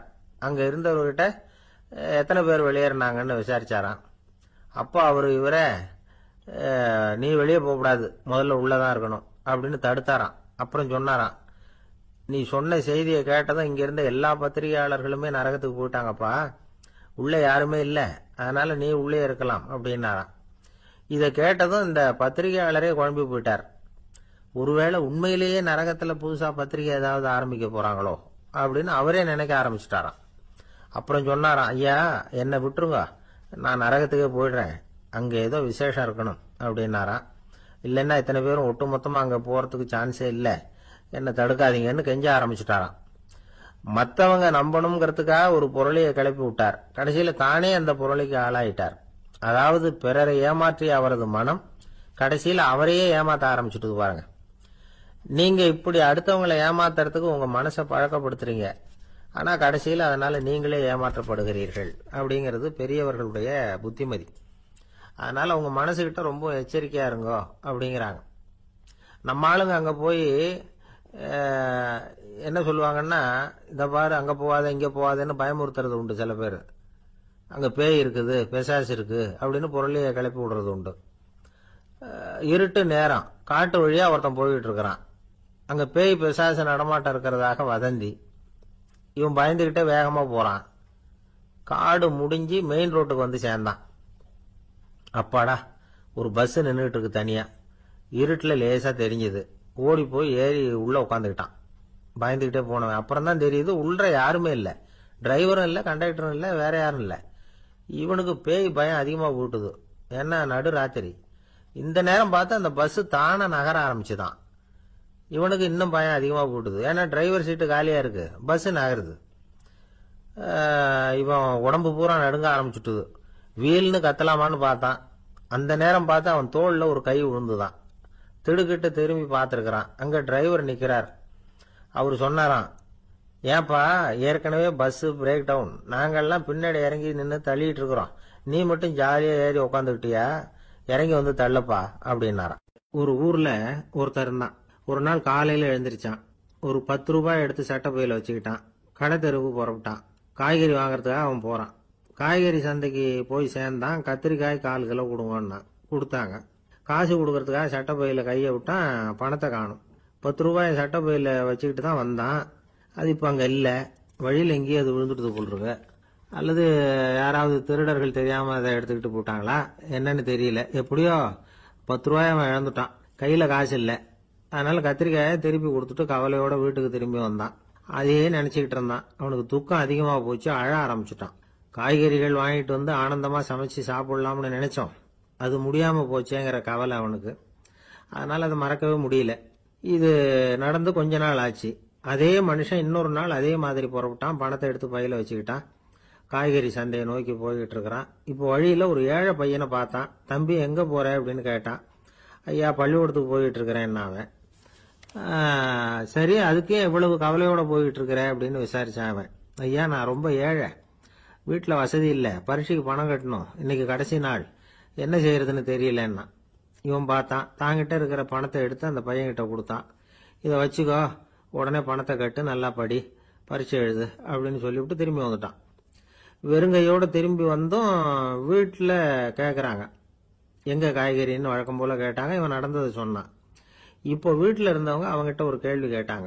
ஏங்க இதே மாதிரி முன்னாடி ஒரு தடவை காய்கறி வாங்க போய் வெறுங்கையோட திரும்பி வந்தீங்க, இப்பவும் வெறுங்கையோட தான் திரும்பி வந்திருக்கிறீங்க, ஆனா முன்னாடி வந்தப்போ வருத்தமா இருந்தீங்க, இப்போ உங்க முகத்துல வருத்தம் தெரியலையே அப்படின்னு கேட்டிருக்கிறான். அதாவது வீட்டுல இருக்கிறவங்க கேட்டாங்களாம். இப்போ அந்த மனுஷன் யோசிக்க ஆரம்பிச்சானாம், இந்த 2 நிகழ்வுகளுக்கு என்ன வித்தியாசம்? போன தடவை அவன் பணத்தை இழந்தான், இந்த தடவை அவன் பணத்தை இழந்திருக்கிறான். போன தடவை யாரோ திருடிட்டு போயிட்டாங்க, இந்த தடவை அவனாவே ஒரு பையன் பேர்ல இறக்கப்பட்டு எடுத்து கொடுத்துருக்கிறான். அன்னைக்கு பணம் போயிட்டுதேன்னு வருத்தமா இருந்தது, இன்னைக்கு பணம் போனாலும் மனசுக்கு மகிழ்ச்சியா இருக்கு, நிறைவா இருக்கு. கொஞ்சம் யோசிச்சு பாருங்க. பணத்தை இழந்தது மகிழ்ச்சிக்கோ வருத்தத்துக்கோ காரணமா இருக்க முடியாது. அப்படின்னா வேற எது காரணம்? அன்றைக்கு பணத்தை இழந்துட்டேன்னு அழுதான், இன்றைக்கு பணத்தை இழந்தாலும் மகிழ்ச்சியா இருக்கிறான். ஆகவே மகிழ்ச்சிக்கும் துக்கத்துக்கும் இழப்பு காரணம் அல்ல, இழப்பு பற்றிய நம்முடைய அறிவு தான் காரணம் அப்படிங்கிறது பெரியவர்களுடைய கருத்து. எந்த பொருளும் நமக்கு கவலையை உண்டு பண்றதில்ல, அந்த பொருள் பேர்ல நாம வைக்கிற பற்று தான் கவலையை உண்டு பண்ணுது. பொருள்கள் நம்ம விட்டுட்டு போயிட்டா நாம அழுதுகிட்டு இருக்கிறோம், நாமே அதுகளை விட்டுட்டு வந்துட்டா மகிழ்ச்சியா இருக்கிறோம். இந்த உண்மையை புரிஞ்சுக்கிட்டு நம்முடைய வாழ்க்கையை நல்ல விதமா அமைச்சுக்கணும். ஒரு ஆள் அழுதுகிட்டு இருந்தான். ஏண்டா அழுகுறேன்னு கேட்கிறார் ஒருத்தர். இழக்கிறதுக்கு எதுவும் இல்லை, அதனால அழறேன்னா. என்னடா சொல்றேன்னார். கிட்ட வாங்க சொல்றேன்னா. இந்த மணி பர்ஸை வேற ஒருத்தன் பாக்கெட்ல இருந்து திருடுனேன். அப்புறம் தான் புரிஞ்சுது அவங்கிட்ட இழக்கிறதுக்கு எதுவும் இல்லைங்கிறது. ஆமாங்க, இது காலி பர்ஸ், அதனால இப்ப அழுதுகிட்டு இருக்கிறேன், திருடியும் பிரயோஜனம் இல்லை அப்படின்னு சொல்லிவிட்டு அழுதானா. ஆபீஸ்ல வேலை பார்க்கிற ஒருத்தர் வந்தார். பேசாம ஒரு 10 நாள் லீவ் போட்டுடலாமா பாக்குறேன் அப்படின்னார். ஏன்னு கேட்டோம். என்னுடைய மேலதிகாரி ஒரு முசுடு சார், அவர்கிட்ட வேலை பார்க்கறது ரொம்ப கஷ்டமா இருக்குது அப்படின்னார். ஆபீஸ்ல வேலை பார்க்கறவங்க எல்லாம் ஒரு விஷயத்த நல்லா ஞாபகத்துல வச்சுக்கணும். மேலதிகாரிங்கிறவர் ஒரு பெரிய மகான் இல்ல, அவரும் ஒரு மானிட பிறவிதான். சராசரி மனுஷனுக்கு உள்ள பலம் பலவீனம் ரெண்டும் அவருக்கும் உண்டு. அதனால அவரை கொஞ்சம் அனுசரிச்சு போறதுக்கு பழகிறது தான் நல்லது. மேலதிகாரிகள்ல பல வகை உண்டு. அதுல முக்கியமா 3 வகை. அதுல ஒரு வகை எப்படி தெரியுமா? உங்களை ஒரு வேலை செய்யற மெஷினா மட்டுமே நினைக்கக்கூடிய வகை. இவங்கெல்லாம் எப்படின்னா, எங்கேயாவது வெளியூர் போயிருந்தா கூட அங்கிருந்து போன் பண்ணுவாங்க, அந்த வேலை என்னாச்சு, இந்த வேலை என்னாச்சு அப்படின்னு. இவங்களுக்கெல்லாம் உங்க நலனை பத்தியோ உங்க குடும்பத்தை பத்தியோ அக்கறை இருக்காது. நீங்க சொல்ற யோசனை எதுவும் இவங்க கிட்ட எடுபடாது. கொடுத்த வேலையை பாரு, நீ எனக்கு புத்தி சொல்ல வேணாம் அப்படிம்பாங்க. இவங்களை அனுசரிச்சு போறதுக்கு ஒரே வழி, இவங்க எதை சொன்னாலும் சரின்னு சொல்லிவிட்டு வேலையை கவனிக்க வேண்டியதுதான். இவங்க கிட்ட வேற எந்த கேள்வியும் கேட்டுக்கிட்டு இருக்கக்கூடாது. ஆமா சாமி போடுறது கௌரவ குறைச்சல் இல்ல, அது ஒரு அலுவலக சௌகரியம், அவ்வளவுதான். இன்னொரு வகையான மேலதிகாரிகள் எப்படி தெரியுமா? இவங்கெல்லாம் ஆபீஸ் வேலையை பத்தி அதிகமா கவலைப்பட்டுக்கிட்டு இருக்க மாட்டாங்க. தங்களுடைய சொந்த இமேஜ் பாதிக்கப்படக்கூடாதுங்கிறதுலயே கவனமா இருப்பாங்க. இவங்கெல்லாம் அடிக்கடி உங்க நலனை விசாரிப்பாங்க. அதே மாதிரி நீங்களும் அவரை விசாரிக்கணும்னு எதிர்பார்ப்பாங்க. இந்த ரக அதிகாரிகளுக்கெல்லாம் புது வருட வாழ்த்து அனுப்பலாம், பிறந்த நாள் வாழ்த்து அனுப்பலாம். அவருக்கு எங்கேயாவது ஒரு பாராட்டு விழா நடந்தா முதல் வரிசையில போய் உட்காந்து உங்க முகத்தை காட்டலாம். ஆபீஸ் வேலையை மட்டுமே பார்க்கிற பணியாளர்கள் இது மாதிரி அதிகாரிகள் கிட்ட நல்ல பேர் வாங்க முடியாது. இன்னொரு வகையான மேலதிகாரிகள் உண்டு. அவங்க எப்படின்னா, ஆபீஸ் வேலையை பத்தியும் கவலைப்பட மாட்டாங்க, தனக்கு கீழே வேலை பார்க்கறவங்கள பத்தியும் கவலைப்பட மாட்டாங்க. எக்காரணம் கொண்டும் தன்னுடைய பொசிஷனுக்கு ஆபத்து வந்துடக்கூடாதுன்னு நினைக்கக்கூடியவங்க இவங்க. இவங்களால கடுமையான வேலை செய்யவும் முடியாது, தீர்மானிக்கவும் முடியாது. எந்த முடிவையும் எடுக்காம அப்படியே தள்ளி போட்டுக்கிட்டே போடுவாங்க எல்லாத்தையும். இதனால என்ன ஆகும்னா, இவருக்கு கீழே வேலை பார்க்கிற உங்களுக்கு பொறுப்பு அதிகமாயிடும். இவங்க கிட்ட போய் பிரச்சனையை மட்டும் சொல்லி பிரயோஜனம் இல்லை, அதுக்கான முடிவுகளை நீங்களே சொல்லணும். அப்பதான் இது மாதிரி அதிகாரிகள் கிட்ட நல்ல பேர் வாங்கலாம். அட்லீஸ்ட் கெட்ட பேர் வாங்காமலாவது காலம் தள்ளலாம். ஆபீஸ்ல வேலை பார்க்கறவங்க முக்கியமா சில விஷயங்களை ஞாபகத்துல வச்சுக்கணும். ஆபீஸ்ல நடக்கிற நல்லது கெட்டது எதுவா இருந்தாலும் உடனடியா மேலதிகாரி கிட்ட தெரிவிக்கிறது நல்லது. 3வது மனிதர் மூலமா அதை அவர் தெரிஞ்சுக்கிறது அவ்வளவு நல்லது இல்லை. எந்த மேல் அதிகாரியுமே தான் இந்த சர்பாஸ் செய்யப்படுறத விரும்புறதில்லை. அதனால அவருக்கு தெரியாம மேலிடத்துக்கு மணி எழுதி போடக்கூடாது. அப்படி எழுதி போடுறவங்க சில பேர் இருக்கிறாங்க. நீங்களும் உங்க மேலதிகாரியும் தொழில் ரீதியா ஒரே படிப்பு படிச்சவரா இருக்கலாம். அப்படி இருந்ததுன்னா அட்ஜஸ்ட் பண்ணி போறது கொஞ்சம் கஷ்டம்தான். இதை மனசுல வச்சுக்கிட்டு நடந்துக்கணும். உங்களுக்கும் அவருக்கும் அபிப்பிராய பேதமா, அது அவருக்கும் உங்களுக்கும் உள்ள தனிப்பட்ட பிரச்சனை, அதை விளம்பரப்படுத்திட்டு இருக்க கூடாது. அது அவருடைய கோபத்தை கிளறும். உங்க மேலதிகாரி உங்க கூட படிச்சவரா இருக்கலாம், அதுக்காக அவர் எல்லாருக்கும் முன்னாடி அடைய கிச்சாமி எப்படிடா இருக்க அப்படின்லாம் கேட்டுக்கிட்டு இருக்க கூடாது. பொதுவா யாரும் அதை விரும்புறது இல்லை. இவ்வளவையும் உங்க மனசுல வச்சுக்கிட்டு கொஞ்சம் சாமர்த்தியமா நடந்துகிட்டீங்கன்னா ஆபீஸ் உங்களுக்கு அவஸ்தையா இருக்காது, ஆனந்தமா இருக்கும். ஒரு மேலதிகாரி தன்கிட்ட வேலை பார்க்கிற ஒருத்தரை பத்தி ரொம்ப பெருமையா சொன்னாராம். எங்க ஆபீஸ்ல எவ்வளவோ பேர் வேலை பார்க்கறாங்க, எல்லாரும் தினமும் ஏதாவது பிரச்சனைகளை சொல்லிட்டு இருப்பாங்க. ஆனா இவர் ஒருத்தர் மட்டும்தான் இது வரைக்கும் என்கிட்ட எந்த பிரச்சனையும் சொன்னதே இல்லை. அவர் பாட்டுக்கு வருவார், வேலை பார்ப்பார், போயிடுவார் அப்படின்னாராம். நான் உடனே அவ்வளவு பெருமைக்குரிய அந்த ஊழியரை பார்த்து கேட்டேன், ஏன்பா உன்னுடைய மேலதிகாரி கிட்ட நீ எந்த பிரச்சனையும் கொண்டுகிட்டு போறதே இல்லையாமே அப்படின்னு கேட்டேன். அதுக்கு அவர் சொல்றாரு, ஆமாங்க, அது ஏன்னா அவரால் எந்த பிரச்சனையுமே தீர்க்க முடியாதுங்கிறது எனக்கு நல்லா தெரியும், அதனால அப்படி செய்யறேன், வேற ஒண்ணும் இல்லை அப்படின்னார் ரொம்ப பொறுமையா. இப்பெல்லாம் நம்ம ஊர்ல மாமியார் மருமகள் ஒருத்தர் நல்லா புரிஞ்சுக்கிட்டு நல்ல விதமா தான் இருக்கிறாங்க பல இடத்துல. அதனால நான் இப்ப சொல்ல போற கதையை கேட்டுவிட்டு இந்த காலத்துல அவ்வளவு மோசமா யாரு சார் நடந்துக்கிறாங்க அப்படின்னு கேட்டு யாரும் சண்டைக்கு வரக்கூடாது. இன்னொரு உண்மையையும் சொல்லிவிடுறேன். அதாவது இந்த கதையை நமக்கு எழுதி அனுப்பி இருக்கிறதே கொஞ்ச நாள்ல மருமகளாகவும் அதுக்கப்புறம் கொஞ்ச காலத்துல மாமியாராகவும் ஆக போற ஒரு நேயர் தான். சரி, இந்த கதைக்கு வருவோம். அதாவது ஒரு சின்ன குடும்பம், அந்த வீட்டுல மாமியார் ஆட்சி, அவங்க வச்சதுதான் சட்டம். புள்ளையண்டான் எப்படின்னா, அம்மா சொல்றதையும் கேட்டுக்குவான், மனைவி சொல்றதையும் கேட்டுக்குவான். நமக்கு என்னத்துக்கு வம்புங்கிற டைப். மருமகள் பேர்ல குறை கண்டுபிடிக்கிறதுலயே அந்த மாமியாருக்கு ஒரு சுவாரஸ்யம். சின்ன சின்ன விஷயத்துல எல்லாம் குத்தம் கண்டுபிடிச்சுக்கிட்டே இருக்கிறாங்க. பொதுவா எல்லாரும் எப்படின்னா ஏதாவது ஒரு காரணத்துக்காக சண்டை போட்டுக்கிட்டு இருப்பாங்க. அந்த அம்மா எப்படின்னா ஏதாவது ஒரு சண்டையை போடுறதுக்காக காரணத்தை தேடிட்டு இருப்பாங்க. அப்படி ஒரு மனசு. அந்த மருமக பொண்ணு பாவம் பயந்து பயந்து ஒவ்வொரு காரியமும் செஞ்சுக்கிட்டு வந்தது. இப்படியே பல வருஷம் ஓடி போட்டுது. அந்த மாமியாருக்கும் ரொம்ப வயசாயிட்டுது. இருந்தாலும் அந்த பழைய சுபாவம் மட்டும் மாறவே இல்லை. திடீர்னு ஒரு நாள் பக்கவாதம் வந்து அந்த அம்மாவுக்கு ஒரு பக்கம் கை கால் இழுத்துக்கிட்டுது. வாய் சுத்தமா பேச முடியாம போயிட்டுது. சத்தம் மட்டும் வரும். ஒரு பக்கத்து கை காலை அசைக்க முடியும். பேசுறதெல்லாம் கையால தான், அதாவது கை சைகையால. இப்படிப்பட்ட நிலைமையில கூட அந்த பொண்ணு தண்ணியோ பாலோ இவங்க எதிரில் கொண்டாந்து வச்சா அதை வேணும்னே தட்டி விட்டுட்டு ஒம்பு வளர்க்கறது. அதுக்கப்புறம் அந்த பொண்ணு தரையை சுத்தப்படுத்தும்ல, அதை பார்த்து ரசிக்கிறது. இருந்தாலும் அந்த பொண்ணு இதையெல்லாம் பெருசுப்படுத்தாம ரொம்ப பொறுமையா தான் இருந்தது. ஒரு நாள் வீட்டில் வச்சிருந்த பாலை பூனை குடிச்சிட்டு போயிட்டுது. வயசான காலத்துல இந்த அம்மா பால் இல்லாம கஷ்டப்படுவாங்களே அப்படின்னு நினைச்சு பக்கத்து வீட்டுல போய் கொஞ்சம் பால் வாங்கிட்டு காய்ச்சி மாமியார் முன்னாடி கொண்டாந்து வச்சுது அந்த பொண்ணு. வழக்கம் போல அந்த அம்மா பாலை தட்டி விட்டுட்டாங்க. இது அந்த மருமக பொண்ணு கவனிச்சுட்டுது. இவ்வளவு நாள் பொறுமையா இருந்த அந்த மருமகளுக்கு இன்னைக்கு இதை பார்த்துதான் அசாத்திய கோபம் வந்துட்டுது. கதவுக்கு பக்கத்துல சாத்தி வச்சிருந்த உலக்கையை எடுத்து மாமியார் தலையில போட, அது குறி தவறி கழுத்துல பட, அந்த அம்மா கழுத்தை பிடிச்சிக்கிட்டு ஊன்னு கத்த, இந்த பொண்ணு ஒன்னும் அலட்டிக்காம உலக்கையை எடுத்து மறுபடியும் கதவு பக்கம் சாத்தி வச்சுட்டு அது பாட்டுக்கு நடந்து போயிட்டுது. இருந்தாலும் மனசுக்குள்ள லேசா ஒரு பயம். கணவன் வீட்டுக்கு வந்ததும் என்ன விஷயம்னு கேட்டா எப்படி சமாளிக்கிறது? அன்னைக்குன்னு பார்த்து ரொம்ப நேரம் கழிச்சு வீடு வந்து சேர்ந்தான் கணவன். உடனே அந்த அம்மா புகார் பண்ண ஆரம்பிச்சுட்டுது. பேச்சுதான் வராத, அதனால ஒரு பக்கத்து கையால சைகை காட்டுது. கதவுக்கு பக்கத்துல இருந்த உலக்க பக்கமா கையை நீட்டி காட்டி, அப்படியே அந்த கைய தன் கழுத்துக்கு பின்பக்கமா சுத்தி காட்டி நாக்க வெளியில நீட்டி நடந்த விஷயத்த புரிய வைக்கிறதுக்கு முயற்சி பண்ணுது. இவனுக்கு ஒன்னும் புரியல. என்ன சொல்றாங்க அம்மா அப்படின்னு மனைவி கிட்ட கேக்குறான். அதுக்கு அந்த பொண்ணு ரொம்ப புத்திசாலித்தனமா, என்னங்க உங்க அம்மா சொல்றது உங்களுக்கு இன்னும் புரியலையா?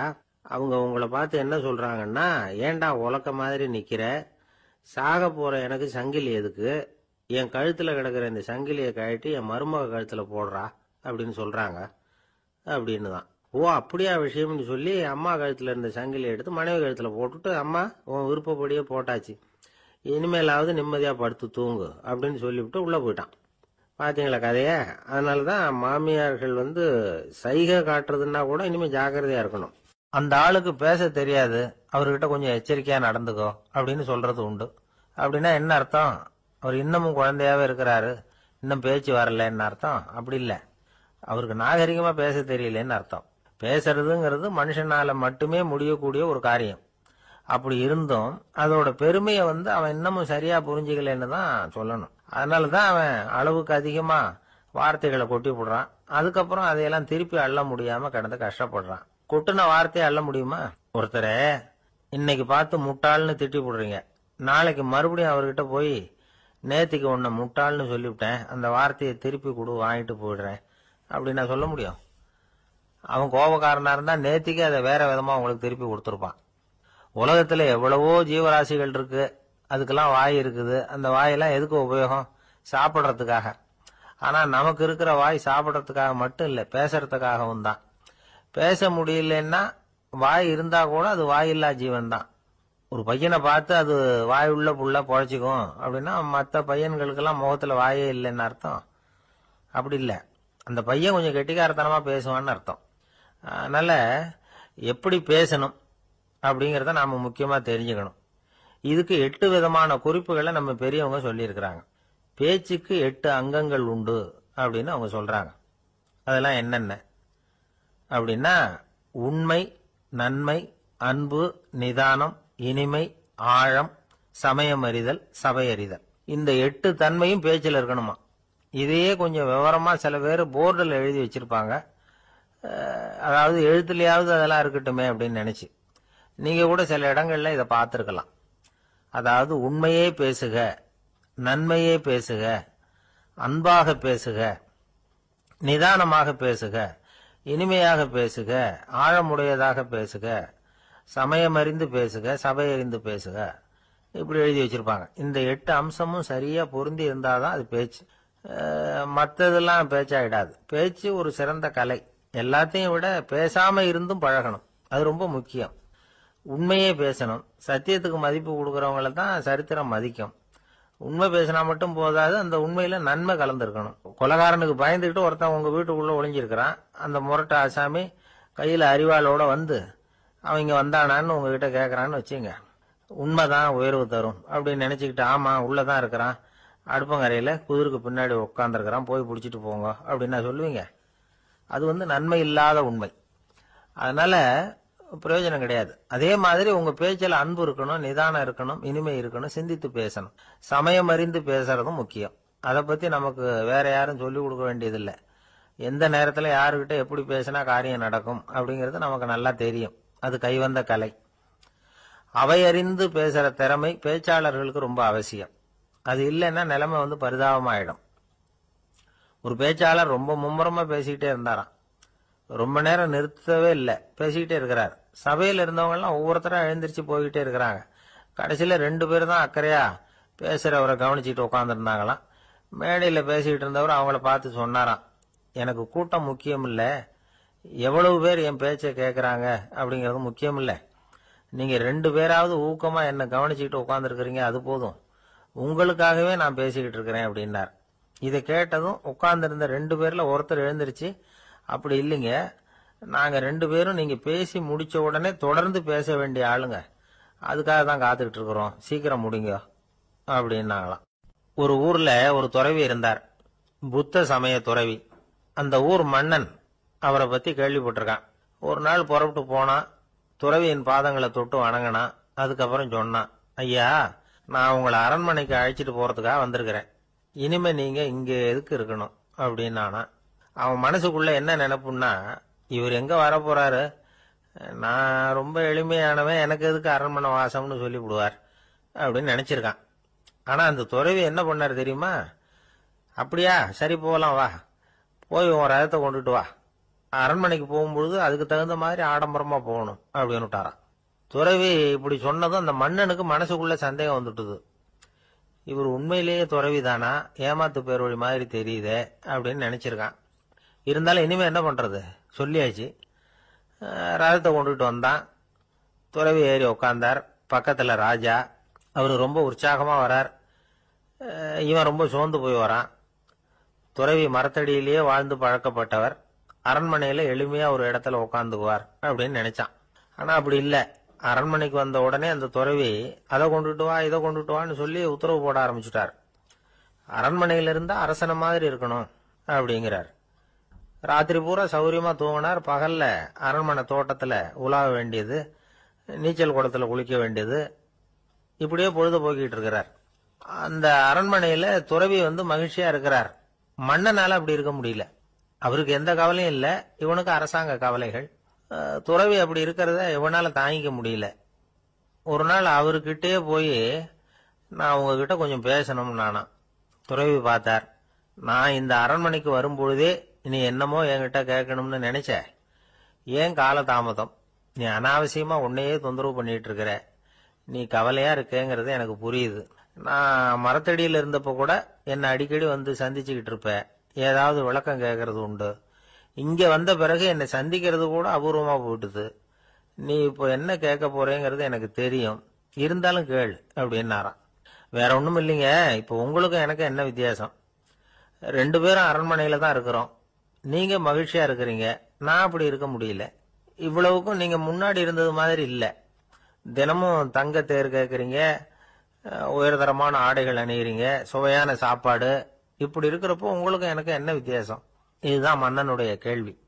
இதுக்கு பதில் சொல்றேன், என் கூட புறப்பட்டு வா, இந்த நகரத்துக்கு வெளியில போவோம் அப்படின்னு சொல்லி அரசனை கூப்பிட்டுக்கிட்டு ஊர் எல்லைக்கு சேர்ந்தார் துறவி. அங்க போய் சொன்னார், இத பாருப்பா, இந்த இடத்தை தான் தேடிட்டு இருந்தேன், இனிமே நான் திரும்பி வரப்போறதில்ல, நீ என்னோட வர்றியா திரும்பி போறியா அப்படின்னார். நான் எப்படிங்க உங்க கூட வர முடியும், என்னுடைய நாடு, என்னுடைய சொத்துக்கள், மனைவி, மக்கள் எல்லாத்தையும் விட்டுட்டு எப்படிங்க வர்றதுன்னா. இப்ப அந்த துறவி சொன்னார், இப்ப வித்தியாசத்தை தெரிஞ்சுக்கிட்டியா, நான் அரண்மனையில இருந்தேன், எல்லா வித பொருள்களும் உடையவனா இருந்தேன், ஆனா எதையும் சொந்தம் கொண்டாடுறவனா இருக்கல. ஆனா நீ அப்படி இல்ல, எல்லாத்தையும் சொந்தம் கொண்டாடிட்டு இருக்கிற. இதுதான் நமக்குள்ள வித்தியாசம் அப்படின்னு சொன்னார். அரண்மனை ஆடைகளை அப்படியே கலைஞர் அரசங்கிட்ட கொடுத்தார். உன்னுடைய ஆடைகளை நீயே வச்சுக்கோன்னார். அவர் பாட்டுக்கு நடந்து போனார், திரும்பியே பார்க்கல. அரசனுக்கு அப்பதான் தன்னுடைய அறியாமை விளங்குச்சான். இதுல இருந்து நாம புரிஞ்சுக்க வேண்டியது என்னன்னா, இந்த உலகத்துல எத்தனையோ பொருள்கள், அதையெல்லாம் முறையா பயன்படுத்தினா மகிழ்ச்சி. அதை விட்டுட்டு அதுக்கெல்லாம் சொந்தம் கொண்டாட ஆரம்பிச்சா கவலை. நம்ம ஆட்கள் சொந்தம் கொண்டாடுற விதமே தனி. ஒரு ஆளு இன்னொருத்தங்கிட்ட ஒரு கொடை கடன் வாங்கியிருந்தான், திருப்பி கொடுக்கல. கொடையை கொடுத்தவன் கேட்டான், என்கிட்ட கடன் வாங்கினிய கொடை, அதை கொஞ்சம் திருப்பி தர்றியான்னா. அது உனக்கு இப்போ அவசரமா தேவைப்படுதா அப்படின்னு கேட்டான் இவன். எனக்கு தேவைப்படல, அந்த கொடைய நான் யாருகிட்ட வாங்கியிருந்தேனோ அவனுக்கு இப்போ அது அவசரமா தேவைப்படுது அப்படின்னு அந்த ஆள். ஒரு அரசனும் அமைச்சரும் ஒரு நாள் ரொம்ப சாவகாசமா பேசிட்டு இருந்தாங்களாம். அரசன் அமைச்சரை பார்த்து ஒரு கேள்வி கேட்டிருக்கார். ஏங்க அமைச்சரே, ஆசை இல்லாத ஒரு மனுஷனால இருக்க முடியுமா அப்படின்னு. ஏன் முடியாது, துறவி அப்படிங்கிறவங்கெல்லாம் அப்படிப்பட்டவங்க தானே அப்படின்னாராம் அமைச்சர். அவங்கெல்லாம் உண்மையிலேயே ஆசையை விட்டவங்க தானா அப்படின்னு கேட்டாராம் ராஜா. அப்படிதான் இருக்கணும் அப்படின்னாராம் அமைச்சர். அப்படின்னா ஆசையே இல்லாத ஒரு உண்மையான துறவியை நான் பார்க்கணுமேன்னார். அது என்ன பிரமாதம், அதுக்கு நான் ஏற்பாடு பண்ணுறேன் அப்படின்னு விட்டார் இவர். சொல்லிவிட்டு உடனே புறப்பட்டு போனார். அங்கங்கே தேடினார். அப்புறம் தான் அவருக்கு புரிஞ்சுது உண்மை துறவியை கண்டுபிடிக்கிறது எவ்வளவு கஷ்டமான காரியம்னு. இருந்தாலும் ராஜா கிட்ட சொல்லியாச்சே, உண்மை துறவியை காட்டுறேன்னு. இப்போ என்ன பண்ணுறது? ராஜா கிட்ட சொன்னபடி நடக்கலைன்னா அவருக்கு கோபம் வந்துடும். அமைச்சர் ஒரு யோசனை பண்ணார். அவருக்கு ஒரு வழி தெரிஞ்சுது. அதுதான் சரின்னு முடிவு பண்ணார். அதாவது அந்த ஊரில் அவருக்கு தெரிஞ்ச நாடக நடிகர் ஒருத்தர் இருக்கிறார், நல்லா நடிப்பார். அவரை போய் பார்த்தார். இதை பாருப்பா, எனக்காக நீ ஒரு காரியம் செய்யணும்னார். என்னன்னு கேட்டார் அவர். நீ ஒரு துறவி மாதிரி கொஞ்ச நேரத்துக்கு நடிக்கணும். ராஜா உன்னை பார்த்துட்டு போகிற வரைக்கும் நடி, அது போதும். அதுக்காக உனக்கு 10,000 ரூபா தரேன் அப்படின்னார். அவர் எந்த காலத்தில் இவ்வளவு பணத்தை மொத்தமாக பார்த்துருக்கார். அதனால் உடனே சரின்னு ஒத்துக்கிட்டார். அமைச்சர் அரண்மனைக்கு திரும்பி வந்தார்.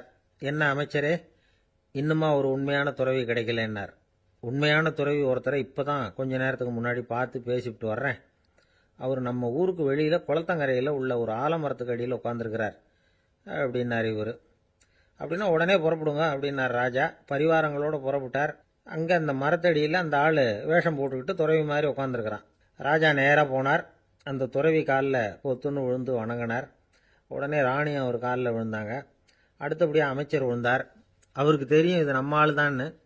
இருந்தாலும் என்ன பண்ணுறது, நேரம். அப்புறம் பரிவாரங்கள்லாம் துறவி காலில் விழுந்து ஆசீர்வாதம் வாங்கிட்டாங்க. ராஜா அப்புறமா தங்கத்தட்டில் பொன்னையும் பொருளையும் வச்சு அந்த துறவிகிட்ட ரொம்ப பணிவாக நீட்டுறார். தாங்கள் தயவு பண்ணி இதை ஏற்றுக்கணும் அப்படின்னு வேண்டிக்கிட்டார். அந்த துறவி பற்று இல்லாமல் அதை பார்த்தார். எல்லாத்தையும் திறந்துவிட்ட எனக்கு இதெல்லாம் எதுக்காக அப்படின்னு சொல்லி அதை மறுத்துட்டாராம். ஆஹா, உண்மையான துறவியை பார்த்துட்டோம் அப்படிங்கிற ஆனந்தம் அரசருக்கு. ரொம்ப நிம்மதியாக திருப்தியாக திரும்பி வந்தார் அரண்மனைக்கு. அதுக்கப்புறம் அமைச்சர் யாருக்கும் தெரியாமல் அந்த துறவிகிட்ட ஓடினார்.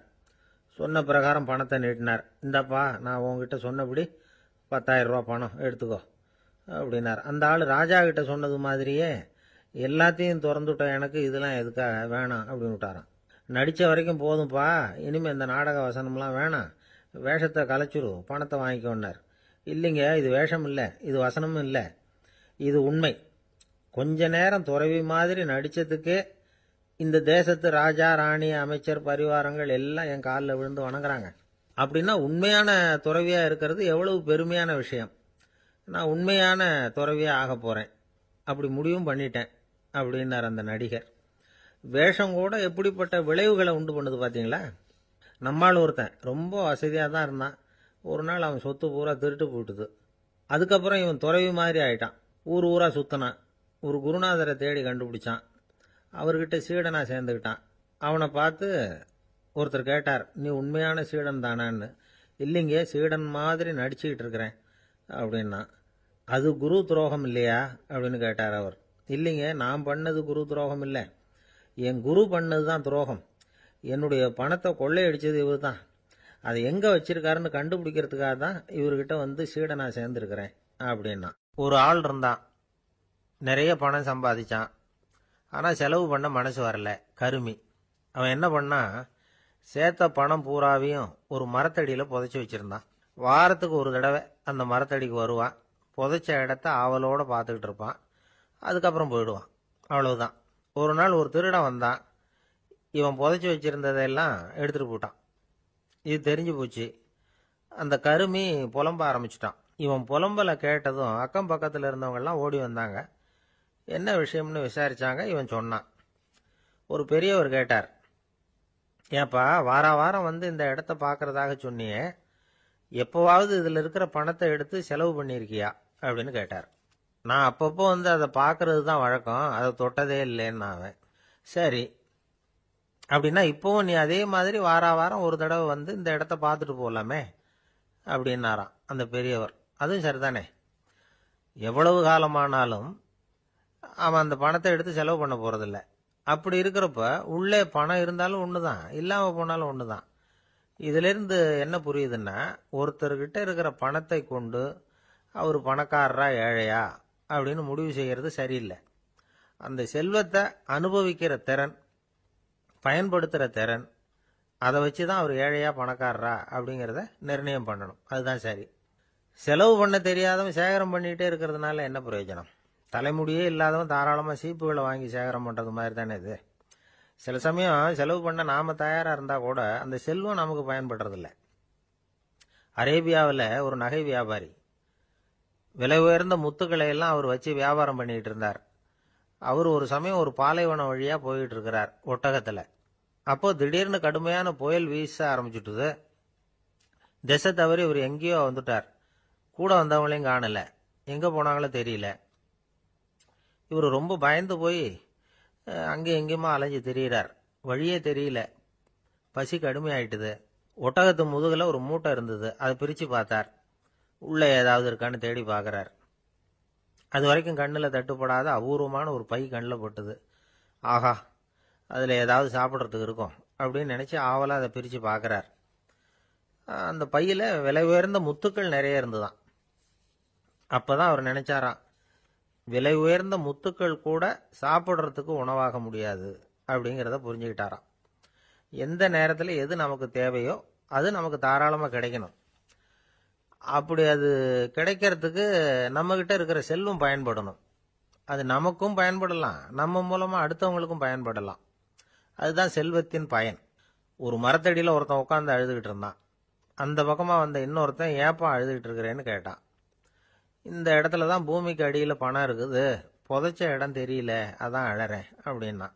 நல்லா ஞாபகப்படுத்தி பாரு, எந்த இடத்துல புதைச்ச அப்படின்னு கேட்டான் இவன். அது எப்படி எனக்கு தெரியும், புதைச்சி வச்சிருக்கிறவன் நான் இல்லையே, எங்க எழுத்த விட்டுக்காரன் அப்படின்னானா இவன். அந்த ஆள் என்ன கண்ணா புண்ணான்னு திட்டிவிட்டான் சார், அதை நினைச்சா எனக்கு ரொம்ப வருத்தமா இருக்கு அப்படின்னு சொல்லி கவலைப்பட்டார் ஒருத்தர். இதுல கவலைப்படுறதுக்கு என்ன இருக்குது அப்படின்னார் ஒரு பெரியவர். அவர் ஒரு மகான். என்ன சார் இப்படி சொல்றீங்க, ஒருத்தர் நம்ம பார்த்து திட்டுனா வருத்தமா இருக்காதா அப்படின்னார். அது எப்படி வருத்தமா இருக்கும், திட்டுறதுங்கிறது என்ன, அது வெறும் சத்தம் தானே அப்படின்னார் அந்த பெரியவர். நம்ம ஆளுக்கு தலையை பிச்சுக்கலாம் போல இருந்தது. இருக்காத அப்படின்னா நமக்கு அப்படி தானே தோணுது. அந்த பெரியவர் சொல்றது ரொம்ப பெரிய விஷயம். அதை நாம புரிஞ்சிக்க முயற்சி பண்ணலாம்னா நடைமுறை வாழ்க்கைக்கே அது ஒத்து வர்றது மாதிரி தெரிய மாட்டேங்குது. இருந்தாலும் அந்த பெரியவர் அதுக்கு என்னதான் விளக்கம் கொடுக்குறாருன்னு பார்ப்போமே. ஒரு ரயில் போயிட்டு இருக்கு. அதுல ஒரு சாது போயிட்டு இருக்கார். அந்த ரயில் வந்து அவர் ஹரித்வாரம் போயிட்டு இருக்கார். அவரு ரயில்ல ஏகப்பட்ட கூட்டம். நம்ம ஊர் ரயில் கேட்க வேணும், டிக்கெட் வாங்கிட்டு கொஞ்சம் பேர், வாங்காத கொஞ்சம் பேர். அது என்னத்துக்கு அனாவசியமா டிக்கெட் அப்படிங்கிற நினைப்புல பாதி பேர். இந்த கூட்டத்துக்கு மத்தியில அந்த சாதுவும் போயிட்டு இருக்கிறார். உட்கார்றதுக்காக இருந்த இடத்துல ஒரு ஆள் படுத்திருக்கிறான். கொஞ்சம் முரட்டு ஆசாமி. அவன் காலு பக்கத்துல கொஞ்சோண்டு இடம் பாக்கி இருந்தது. அந்த இடத்துல இந்த சாது உட்காந்துருந்தார். மெதுவா உட்காந்துக்கிட்டார் போய். ஆனா அந்த ஆளு ராத்திரி பூரா இவரை காலால உதச்சிக்கிட்டே இருக்கிறான். அது இவருக்கு ரொம்ப அவமானமா பட்டுது. அதனால துக்கம் ஏற்பட்டது. இருந்தாலும் அதை ஒரு மாதிரியா சகிச்சுக்கிட்டே இவர் வந்து சேர்ந்தார். பொழுது விடிஞ்சது. அந்த சாது ஹரித்வார் வந்து சேர்ந்தார். அங்க ஒரு பெரிய ஞானியை சந்திச்சார். ராத்திரி ரயில்ல அந்த ஆள் உதைச்சதையும் அதனால தனக்கு ஏற்பட்ட துக்கத்தையும் இந்த சாது அந்த ஞானி கிட்ட சொன்னார். சொல்லிவிட்டு, ஏன் சுவாமி, எனக்கு துக்கம் ஏற்பட்டதே அது தப்பா அப்படின்னு கேட்டார். தவறுதான் அந்த ஞானி. உனக்கு இன்னமும் தேக அபிமானம் போகலைங்கிறது தான் அது காட்டுது. அஷ்டாவக்கிரர் என்ன சொல்றார் தெரியுமா? உண்மையான ஞானி யாராவது தன்னை வந்தனை செய்தால் அதற்காக சந்தோஷப்பட மாட்டார், யாராவது நிந்தனை செய்தால் அதற்காக வருத்தப்பட மாட்டார் அப்படின்னு சொல்றார். நிந்தனைங்கிறது ஒரு ஒலி தான். தேகாபிமானம் இருக்கிற வரைக்கும் இந்த ஒலி நம்மளை வேதனைப்படுத்தும். நான் தேகம் இல்லை, ஆத்மா அப்படிங்கிற நினைவு இருந்தா இந்த ஒலி நம்மளை பாதிக்காது. மனு என்ன சொல்றார் தெரியுமா? ஒரு சாதகன் பாராட்டுதலை விஷம்னு நினைச்சு பயப்படணும், அவமானத்தை அமிர்தம்னு நினைச்சு சந்தோஷப்படணுங்கிறார். அவமானப்பட்டா கவலைப்படாம எப்படி இருக்க முடியும் அப்படின்னு தான் நமக்கு தோணும். அதனாலதான் நம்மள யாரும் இதுக்கு உதாரணமா யாரையும் காட்ட முடியல. புத்தரையும் கபீரையும் உதாரணமா காட்டுறாங்க. அவங்களுக்கெல்லாம் அவமானம் ஏற்பட்டப்போ கவலையே படலையாம். புத்தரை அவமானப்படுத்தணுங்கிறதுக்காக கௌசாம்பி ராணி ஒரு இளம் பெண்ணை கொலை பண்ணி சடலத்தை புத்தர் குடிசைக்கு முன்னாடி போட சொன்னார். போட்டாங்க. புத்தர் தான் அந்த பொண்ணை கெடுத்து கொலை பண்ணி விட்டாருன்னு எல்லாரும் நினைச்சாங்க. ஆனா புத்தர் இதை பத்தி கவலையே படல. அப்புறமா உண்மை தெரிஞ்சதும் புத்தர் புகழ் இன்னும் அதிகமாயிட்டது. ஒரு பெரிய சபையில ஒரு மோசமான பொண்ணு நுழைஞ்சி தனக்கும் கபீருக்கும் சம்பந்தம் உண்டுன்னு சொன்னா கபீர் கவலைப்படல. அவங்க மாதிரியெல்லாம் நாமளும் இருக்க கத்துக்கணும். நிந்தனை, அபகீர்த்தி, அவமானம் எல்லாம் ஆண்டவன் கொடுக்கிற பிரசாதம்னு நினைக்கணும் அப்படின்னு சொல்றார் அந்த ஞானி. இதை கேட்ட இந்த காலத்து ஆசாமி ஒருத்தர், நான் கூட அப்படிதான் சார், யாராவது அவமானப்படுத்தினா கவலைப்பட மாட்டேன். நேத்து கூட ஒருத்தர் என்ன பலார்னு அரைஞ்சுட்டார், நான் கொஞ்சம் கூட கவலைப்படல, பேசாம வந்துட்டேன்னார். ஏன் அப்படி வந்துட்டீங்க அப்படின்னு. அவர் அரைஞ்சதுலேயும் ஒரு அர்த்தம் இருந்தது, அதனாலதான் அப்படி வந்துட்டேன்னார். ஏன் அரைஞ்சாருன்னு கேட்டேன். 10 வருஷத்துக்கு முன்னாடி 15 ரூபா அவர்கிட்ட கடன் வாங்கினேன், அதை கேட்டு கேட்டு பார்த்துட்டு கடைசியா தான் அரைஞ்சார் அப்படின்னார். ஆண்டவனுடைய பிரசாதம் இவருக்கு அடிக்கடி கிடைக்கும் போல இருக்கு. மார்கழி திங்கள் மதி நிறைந்த நன்னாளால் நீராடப் போதுவீர் போதுமினோ நேரிழையீர் சீர்மல்கும் மாய்பாடி செல்வச் சிறுமீர்கள் கூர்வேல் கொடும் தொடிலன் நந்தகோபன் குமரன் ஏறார்ந்த கண்ணி யசோதை இளம் சிங்கம் கார்மேனிச் செங்கண் கதிர் மதியம் போல் முகத்தான் நாராயணனே நமக்கே பறை தருவான் பாரோர் புகழப் படிந்தேலோர் எம்பாவாய்.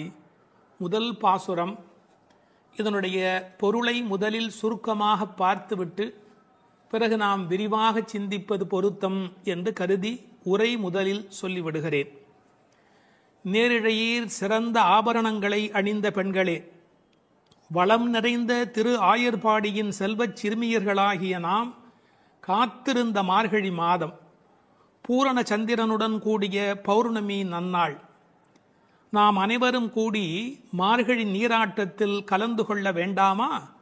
நீராட விருப்பமுடையவர்கள் அனைவரும் வாருங்கள் வாருங்கள்.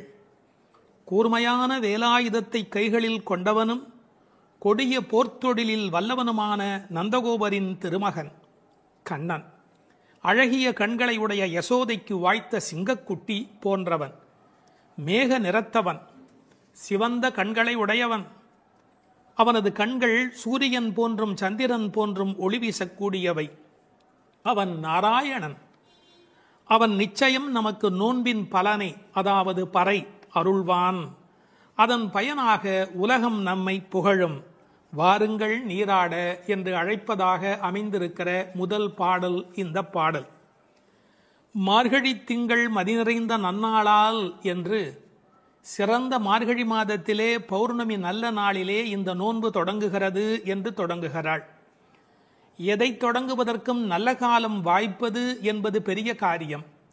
அதிலும் இறைவனை வணங்குவதற்கு எந்த நாள் தொடங்குகிறதோ அந்த நாள் நல்ல நாள். திங்கள் என்ற சொல்லினாலே பௌர்ணமியை குறிப்பது வழக்கம், முழு நிலவை குறிப்பது வழக்கம். ஆனால் பழைய காலத்தில் காலக்கணக்கு என்பதே பௌர்ணமி நிலவை அடிப்படையாக வைத்து சாந்திராயன மாதக்கணக்கு தொடங்கியமையினால் பௌர்ணமி எப்போதும் மாதத்தின் தொடக்கமாக கருதப்பட்டது. இந்த மார்கழி மாதம் கொண்டாடத்தக்க ஒரு காலம். பல காரணங்கள். இதமான குளிர், அளவான பனி, செழுமையான மழை பெய்து எல்லா இடத்திலும் நீர் வளம் நிரம்பி இருக்கிற ஒரு காலம், மழை முடிந்து விளைச்சல் தொடங்கி இருக்கிற ஒரு காலம், கறவைகள் நிறைய பால் கொடுக்கிற ஒரு பொற்காலம். அப்பொழுது ஆயர்பாடியில் மக்கள் மகிழ்வதில் என்ன வித்தியாசம் இருக்கிறது? அரசர்கள் கூட திக்விஜயத்திற்கு தேர்ந்தெடுத்துக் கொள்ளுகிற காலம் மார்கழி மாதம். எனவே அந்த மார்கழியை கொண்டாடினார்கள். அது மட்டும் அல்ல, இது ஒரு வெறும் இலக்கியம் அல்ல, ஞான நூல். ஒரு நாளை நாம் பகல் இரவு என்று பிரித்து அதில் பிரம்ம முகூர்த்தம் என்று சிற்றம் சிறுகாலைக்கு முந்திய நேரத்தை கொண்டாடுகிறோம். அப்படி ஒரு வருடமே தேவர்களுக்கு நாளாக மாறுகிற காலத்தில் மார்கழி தேவர்களின் விடியலாய் பிரம்ம முகூர்த்தமாய் கருதப்படுகிறது. மனதை மயக்கும் அந்த மாதத்தில் காற்று மண்டலம் மாசுபடாமல் இருக்கிறது. உடலும் உள்ளமும் புத்துணர்ச்சி உடையதாக விளம்புகிறது. சரியாக சொல்வதென்று சொன்னால் உலகம் தன்னை புதுப்பித்துக் கொள்ளும் பொற்காலம். உலகம் தன்னை புதுப்பித்துக் கொள்ளும் பொற்காலம். அந்நேரத்தில் நாம் நம்மை புதுப்பித்துக் கொள்ளுவதற்குத்தான் மார்கழியில் நோன்பு. மார்கழி திங்கள் மதி நிறைந்த நன்னாளால். மார்கழியை மனிதர்கள் மட்டும் கொண்டாடுவதில்லை. நான் மாதங்களில் மார்கழி என்று கீதையில் கண்ணன் தன்னை மார்கழியாகவே அடையாளம் காணுகிறார். மதி நிறைந்த நன்னாள் என்றாள். ஒரு சின்ன குறிப்பு இருக்கிறது. மதி நிறையும் போது மதி குறையும். என்ன? மதி நிறையும் போது மதி குறையும். பௌர்ணமி நாளில் சில பேருடைய மதி பாதிக்கப்படும். ஆங்கிலத்தில் லுனார் என்ற சொல்லும் லுனாட்டிக் என்ற சொல்லும் ஒன்றுக்கொன்று தொடர்புடையவை. உணர்ச்சி மேலோங்குவதால் மனம் தடுமாறுகிற காலம் மதி நிறைகிற காலம். நாம் உணர்ச்சியை வென்று அறிவை கொண்டு இறைவனை அடைய வேண்டும் என்பதற்காக அந்த மாதம் கொண்டாடப்படுகிறது. மார்கழி மாதத்தின் பௌர்ணமி கொண்டாடப்படுகிறது. மூன்த் என்ற சொல்லும் மந்த் என்ற சொல்லும் ஒன்றிலிருந்து ஒன்று அடிப்படையாக பிறந்தது என்று ஆங்கிலத்திலே ஒரு கணக்கு உண்டு. எனவே மார்கழியை கொண்டாடி அதில் பௌர்ணமியை கொண்டாடுகிறார்கள். ஒரு பெரிய அழகு, இவர்கள் நாள் பார்த்து தொடங்கினார்களோ இல்லையோ, நல்லது தொடங்கும் போது நாள் தானே வாய்க்கிறது. கோல் விழுக்காட்டிலே விழுந்தார் போலே என்று உரை எழுதுவார்கள். தெருக்களை அடைத்த ஒரு கோலம். வீட்டு வாசல் முகம் கழுவி சாணி தன் தலையில் ஒரு பரங்கிப்பூ கிரீடத்தை வைத்திருக்கிற அருமையான வேளை. புதுமணல் பூத்த ஆற்று வெளியில் நிலவின் தகதகப்பில் கருப்பு கண்ணனுடன் கைகோர்த்து கோபிகைகள் குறவை கூத்தாடி அந்த புண்ணிய பொழுது. அந்த பொழுதை நினைத்து ஸ்ரீமத் பாகவதத்தில் பேசப்படுகிற அந்த காலகட்டத்தை நினைத்து இந்த பெண்கள் அந்த காலத்தை கொண்டாடினார்கள். நீராட போதுவீர் போதுமினும். இறைவனை வணங்குவதற்கு எந்த தகுதியும் தேவையில்லை. வருகிற விருப்பம் ஒன்று மட்டும் போதும். அதைத்தான் போதுவீர் போதுமினோ என்ற வார்த்தையினால் சொன்னாள். போகிறவர்களை போகவிட்டு அவர்கள் புற அழகு பார்த்திருக்கிறாள். மற்ற இடங்களில் போட்டி இருக்கலாம். கடவுளை தரிசிப்பதில் மனிதனுக்குள் போட்டி இருக்கக்கூடாது, பொறாமை இருக்கக்கூடாது. இந்த உலகத்தில் தின்பண்டங்களை கூட பங்கிட்டு உண்ண வேண்டும் என்று நினைக்கிற போது கண்ணனோடு செய்கின்ற கலவியினை கண்ணனோடு கலந்து பழகுகிற வாய்ப்பை எல்லோரும் சேர்ந்து பருகிக் கொள்ள வேண்டும் என்பதால் தான் போதுவீர் போதுமினோ என்று சொல்கிறாள். நீராட என்பது ஆற்றில் குளத்தில் ஆடுதல் மட்டுமல்ல, அவன் குணக்கடலில் குளித்தல். குணக்கடலில் குளித்தல். அதனால்தான் அடியார்களோடு போக வேண்டும் என்று அழைத்து கொண்டு போகிறாள். எங்கு போவதாக இருந்தாலும் விவரம் தெரிந்தவர்களுடன் போக வேண்டும் என்பதால் விவரம் தெரிந்த பழைய அடியார்களோடு போக வேண்டும் என்று நினைக்கிறாள். இன்னொரு குறிப்பு, கடவுளை கலத்தல் என்பது குளிப்பதை போல் சுலபமானது. அதனால்தான் நீராடப் போதுவீர். எனவே குளிக்க, கடவுளோடு கலக்க, என்றைக்கும் நிலைக்க, கலவி இன்பத்தில் கோபிகைகள் கண்ட அனுபவத்தை சுவைக்க எல்லாம் சேர்ந்து நீராடப் போதுவீர் என்ற வார்த்தைக்குள் விளங்குகிறது. சில பேருக்கு குளித்தல் உடல் நனைத்தல், சிலருக்கோ அது கழுவுதல், சிலருக்கு அது தெளித்துக் கொள்ளுதல், சிலர்தான் உண்மையில் குளிக்கிறார்கள். குளித்தல் என்ற சொல் எப்படி பிறந்ததென்றால், குளிர்தல் ஏற்பட்டால் மட்டுமே அது குளித்தல். ஆற்றில் சுடித்தோடும் வெள்ளத்தில் நனைகிற போது ஆன்மா விழிப்படைகிறது. பிரபஞ்ச நுகர்ச்சி நீங்கி நமக்கு ஆத்ம அனுபவம் தானே கிடைக்கிறது. தண்ணீர் ஒரு தியாகி, தான் அழுக்காகி பிறரை தூய்மையாக்கும் ஒரு உன்னத தியாகி. அந்த நீராட்டம் இறை அனுபவம் என்ற பொருளிலே இங்கு பேசப்பட்டது. இது ஆயர்பாடி. எப்படிப்பட்ட ஆயர்பாடி தெரியுமா? சீர்மல்கும் ஆயர்பாடி. செல்வச் சிறுமீர்கள். சீர் என்பது என்ன? பசு, எருமை, ஆடு என்கின்ற செல்வங்கள் நிறைந்திருக்கிற இடம், 3 வகையான கன்று ஈனுவதற்கு முந்தைய பசு, கன்று ஈன்ற பசு, கன்று ஈன்று நிறுத்திய பசு, இப்படி 3 வகையான அந்த ஆனிரையும் நிறைந்திருக்கிற இடம். கண்ணன் பிறந்த பிறகு அவன் கைப்பட்டதாலே எல்லாம் அதிகமாக பால் கறப்பதால் செல்வம் செழித்தோங்கி இருப்பதால் செல்வ சிறுமீர்கள். மாடு என்பது தமிழிலே செல்வத்தை குறிக்கும். ஒரு ஆச்சரியம், கேட்டில் என்கிற ஆங்கில சொல்லும் செல்வத்தின் குறியீடு. சிறுமீர்கள் என்றது என்ன என்றால் கண்ணனுக்கு ஒத்த வயதுடையீர் என்று பொருள். இப்போது யாரை பார்க்க போகிறார்கள்? கண்ணன் திருமாளிகை, அது நந்தகோபருடைய திருமாளிகை. அவர் சாதாரணமானப்பட்டவர் அல்ல, கூர்வேல் கொடுந்தொழிலன். அச்சத்தை ஏற்படுத்துவாரா என்றால் நன்றாக சாதுவாகத்தான் இருந்தால், பசும்புல் சாப மிதியாதவராய் இருந்தார். ஆனால் கண்ணனுக்கு தொடர்ந்து அசுரர்களால் துன்பம் வந்த காரணத்தினாலே எப்போதும் கையில் வேலோடு போருக்கு தயாராக இருப்பதைப் போல் இருக்கிற கூர்வேல் கொடும் தொழிலன் நந்தகோபன். அவன் குமரன், அடங்கி ஒடுங்கி இருக்கிற அழகான அப்பாவிடத்தில் அடக்கமான பிள்ளை. ஏறார்ந்த கண்ணி யசோதை இளம் சிங்கம். அவள் கண்ணுக்கு அழகு எப்படி வந்து சேர்ந்தது? அழகு, எழுச்சி, இளமை இவையுடைய கண்ணாக அவள் விளங்குகின்றாளே, எங்கிருந்து வந்தது? கண்ணனையே வைத்த கண் வாங்காமல் பார்த்து கண்ணனை கண்ணில் குடியேற்றியதால் வந்த அழகு. ஒரு நல்ல மகனை பெற்றால் தாய் தந்தைக்கு எத்தனை புகழ் பாருங்கள். ஒரு ஆழ்வார் அனுபவிக்கிறார், அழுகையும் அஞ்சினோக்கும் மண்ணோக்கும் தொழுகையும் இவை கண்ட கண்ணீரே என்று அந்த யசோதையின் கண்கள் கொண்டாடப்படுகின்றன. அங்கு இளம் சிறுமி என்ற வார்த்தையை பயன்படுத்தினாள், இங்கு யசோதை இளம் சிங்கம் என்று சொல்லுகிறாள். அப்பாவிடத்தில் குமரன், ஆனால் தாயிடத்திலே எப்போதும் பிள்ளைகள் வம்பு செய்யும் இளம் சிங்கம். கார்மேனி செங்கண் கதிர்மதியம் போல் முகத்தான், கருப்பான உடல், அதில் சிவப்பான கண்கள். செங்கண் என்பதை சிவந்த என்று பொருள் கொள்வதை விட செம்மை என்று பொருள் கொண்டால் இன்னும் அழகு. கதிர்மதியம் போல் முகத்தார், ஒரு முகமே நிலவாகவும் சூரியனாகவும் எப்படி இருக்க முடியும்? முடியும். நீங்கள் நன்றாக நரசிம்ம அவதாரத்தை உற்று நோக்கினால், எதிரியான இரண்யகசிபுவை நெருப்பையழ பார்த்தவன் பக்கத்தில் இருக்கிற பிரகலாதனை அன்பு கனிய பார்க்கிறார்.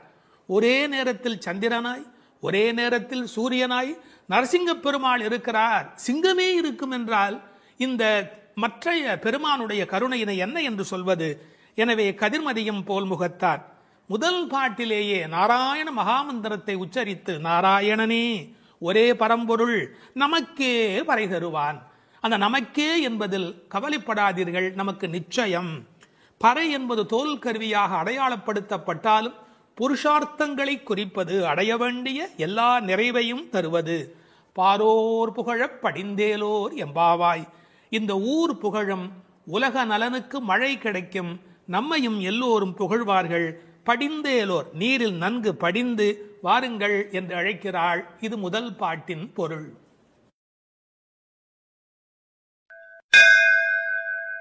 செய்ய வேண்டியவற்றையும் விலக்க வேண்டியவற்றையும் சொல்லுகிற 2ஆம் பாடல். வையத்து வாழ்வீர்கள் நாமும் நம் பாவைக்குச் செய்யும் கெரிசைகள் கேளீரோ. பார்க்கடலுள் பையத்துயின்ற பரமன் அடிபாடி நெய்யுண்ணோம் பாலுண்ணோம். நாட்காலே நீராடி மையிட்டெழுதோம் மலர் இட்டு நாம் முடியோம். செய்யாதன செய்யோம் தீக்குறளைச் சென்றோதோம். ஐயமும் பிச்சையும் ஆம்தனையும் கைகாட்டி உய்யுமாறு எண்ணி உகந்தேலோர் எம்பாவாய். பாடலின் பொருள். இந்த உலகத்தில் வாழும் பேறு பெற்றவர்களே, நாம் நமது இந்த பாவை நோன்புக்கென கைக்கொள்ளும் முறைகளை கேட்டுக்கொள்ளுங்கள். திருப்பார்கடலில் யோக நித்திரை புரிகின்ற எம்பெருமானின் திருவடிகளை புகழ்ந்து பாடுவோம். நெய், பால் என்று நாவிற்கு ருசியான பண்டங்களை தேடி நாம் ஓடமாட்டோம், உண்ணமாட்டோம். விடியற்காலையில் நீராடுவோம்.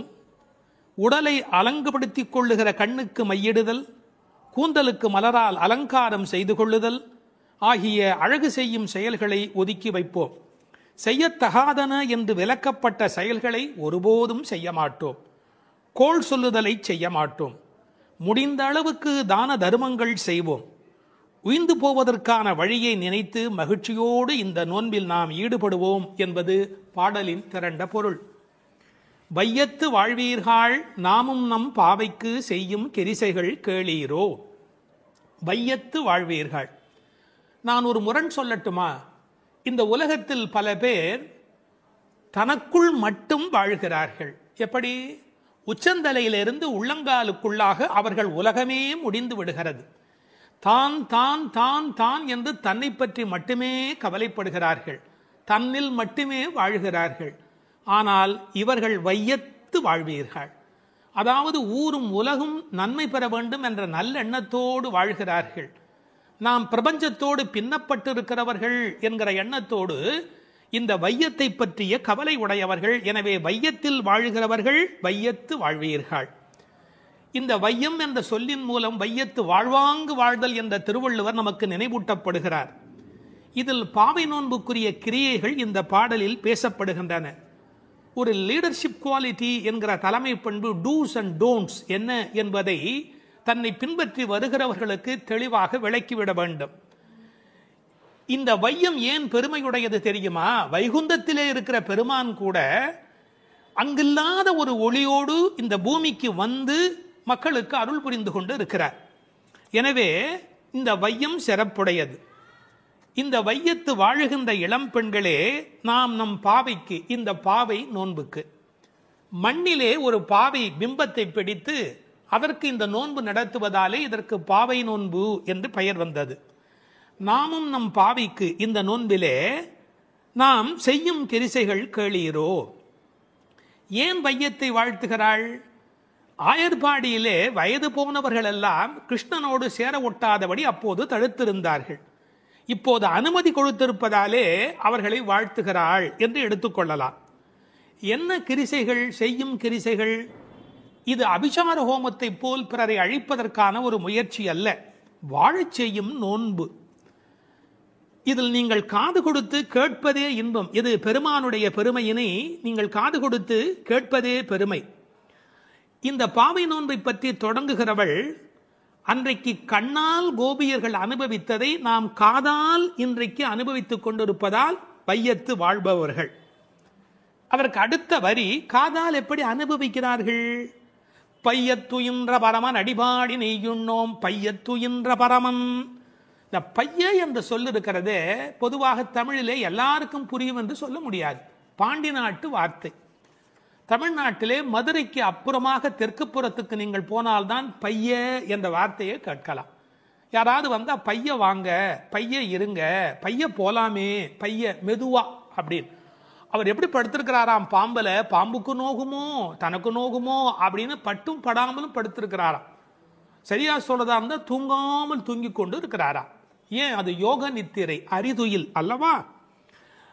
காரணம், முழுமுதற் பொருளாகிய நாராயணன் உறங்கிவிட்டால் இந்த உலகம் என்னாகும்? கூப்பீடு கேட்கும் இடமாக அந்த பார்க்கடலுள் வந்து அவன் படுத்து கிடக்கிறார். பின்னாலே சொல்ல போகிற பல விஷயங்கள் முக்கியம் என்றாலும் கூட இந்த பாம்பேடில் படுத்திருப்பது என்பது ஒரு தனித்த சிறப்பு. ஆழ்வார்கள் அனுபவித்த ஒரு திருக்கோலம். கிடந்ததோர் கிடக்கை கண்டும் எங்கனம் மறந்து வாழ்கேன். தொண்டரடி பொடியாழ்வார் சொல்கிறார், ஆஹா, இப்படி படுத்திருக்கிற இந்த காட்சி, அரங்கனுடைய காட்சியை நான் எங்கே போய் வேறு இடத்திலே பார்ப்பேன்? தூங்காமல் தூங்கிக் கொண்டிருக்கிறார். உறங்குவான் போல் யோகு செய்த பெருமான். அவன் அடி பாடி, இதுதான் நூலின் பயனே, பரமனுடைய அடியினை பாடி. இதை எப்படி விளக்குகிறாள்? பின்னாலே சொல்லுகிறாள், பொற்றாமரை அடிபோற்றும் பொருள் கேளாய் என்று பேசுகிறாள். நீங்கள் என்னென்ன பாடல், யார் யார் எப்படி பாடுகிறார்கள் என்று பார்த்தால் இது பாடுதல் என்பதற்கு உரிய வார்த்தைகள் அவள் பயன்படுத்தி காட்டுகிறாள். உத்தமன் பேர் பாடி, வாயினால் பாடி, கேசவனை பாடவும். நான் பின்னால வருகிற பாடல் வரிகளையும் சொல்லிக்கொண்டே வருகிறேன், கவனமாக கேளுங்கள். உத்தமன் பேர் பாடி, வாயினால் பாடி, கேசவனை பாடவும், பாடிப்பறை கொண்டு முகில்வண்ணன் பேர் பாட, வனத்துக்கு இனியானை பாடவும், கீர்த்திமை பாடி, பங்கைய கண்ணனை பாடேலோர் எம்பாவாய், மாயனை பாடேலோர் எம்பாவாய், துயில் எழப் பாடுவான் உன் மைத்துனன் பேர் பாட, திருத்தக்க செல்வமும் சேவகமும் யாம் பாடி, கோவிந்தா உன் தன்னை இப்படி எத்தனை இடங்கள்ல இந்த திருப்பாவையில மட்டுமே பாடி என்கிற வார்த்தை வருகிறது. எனவே நோக்கமே பையத்துயின்ற பரமன் அடிபாடி, நெய்யுண்ணோம் பாலுண்ணோம். ரொம்ப அழகான ஒரு வார்த்தை.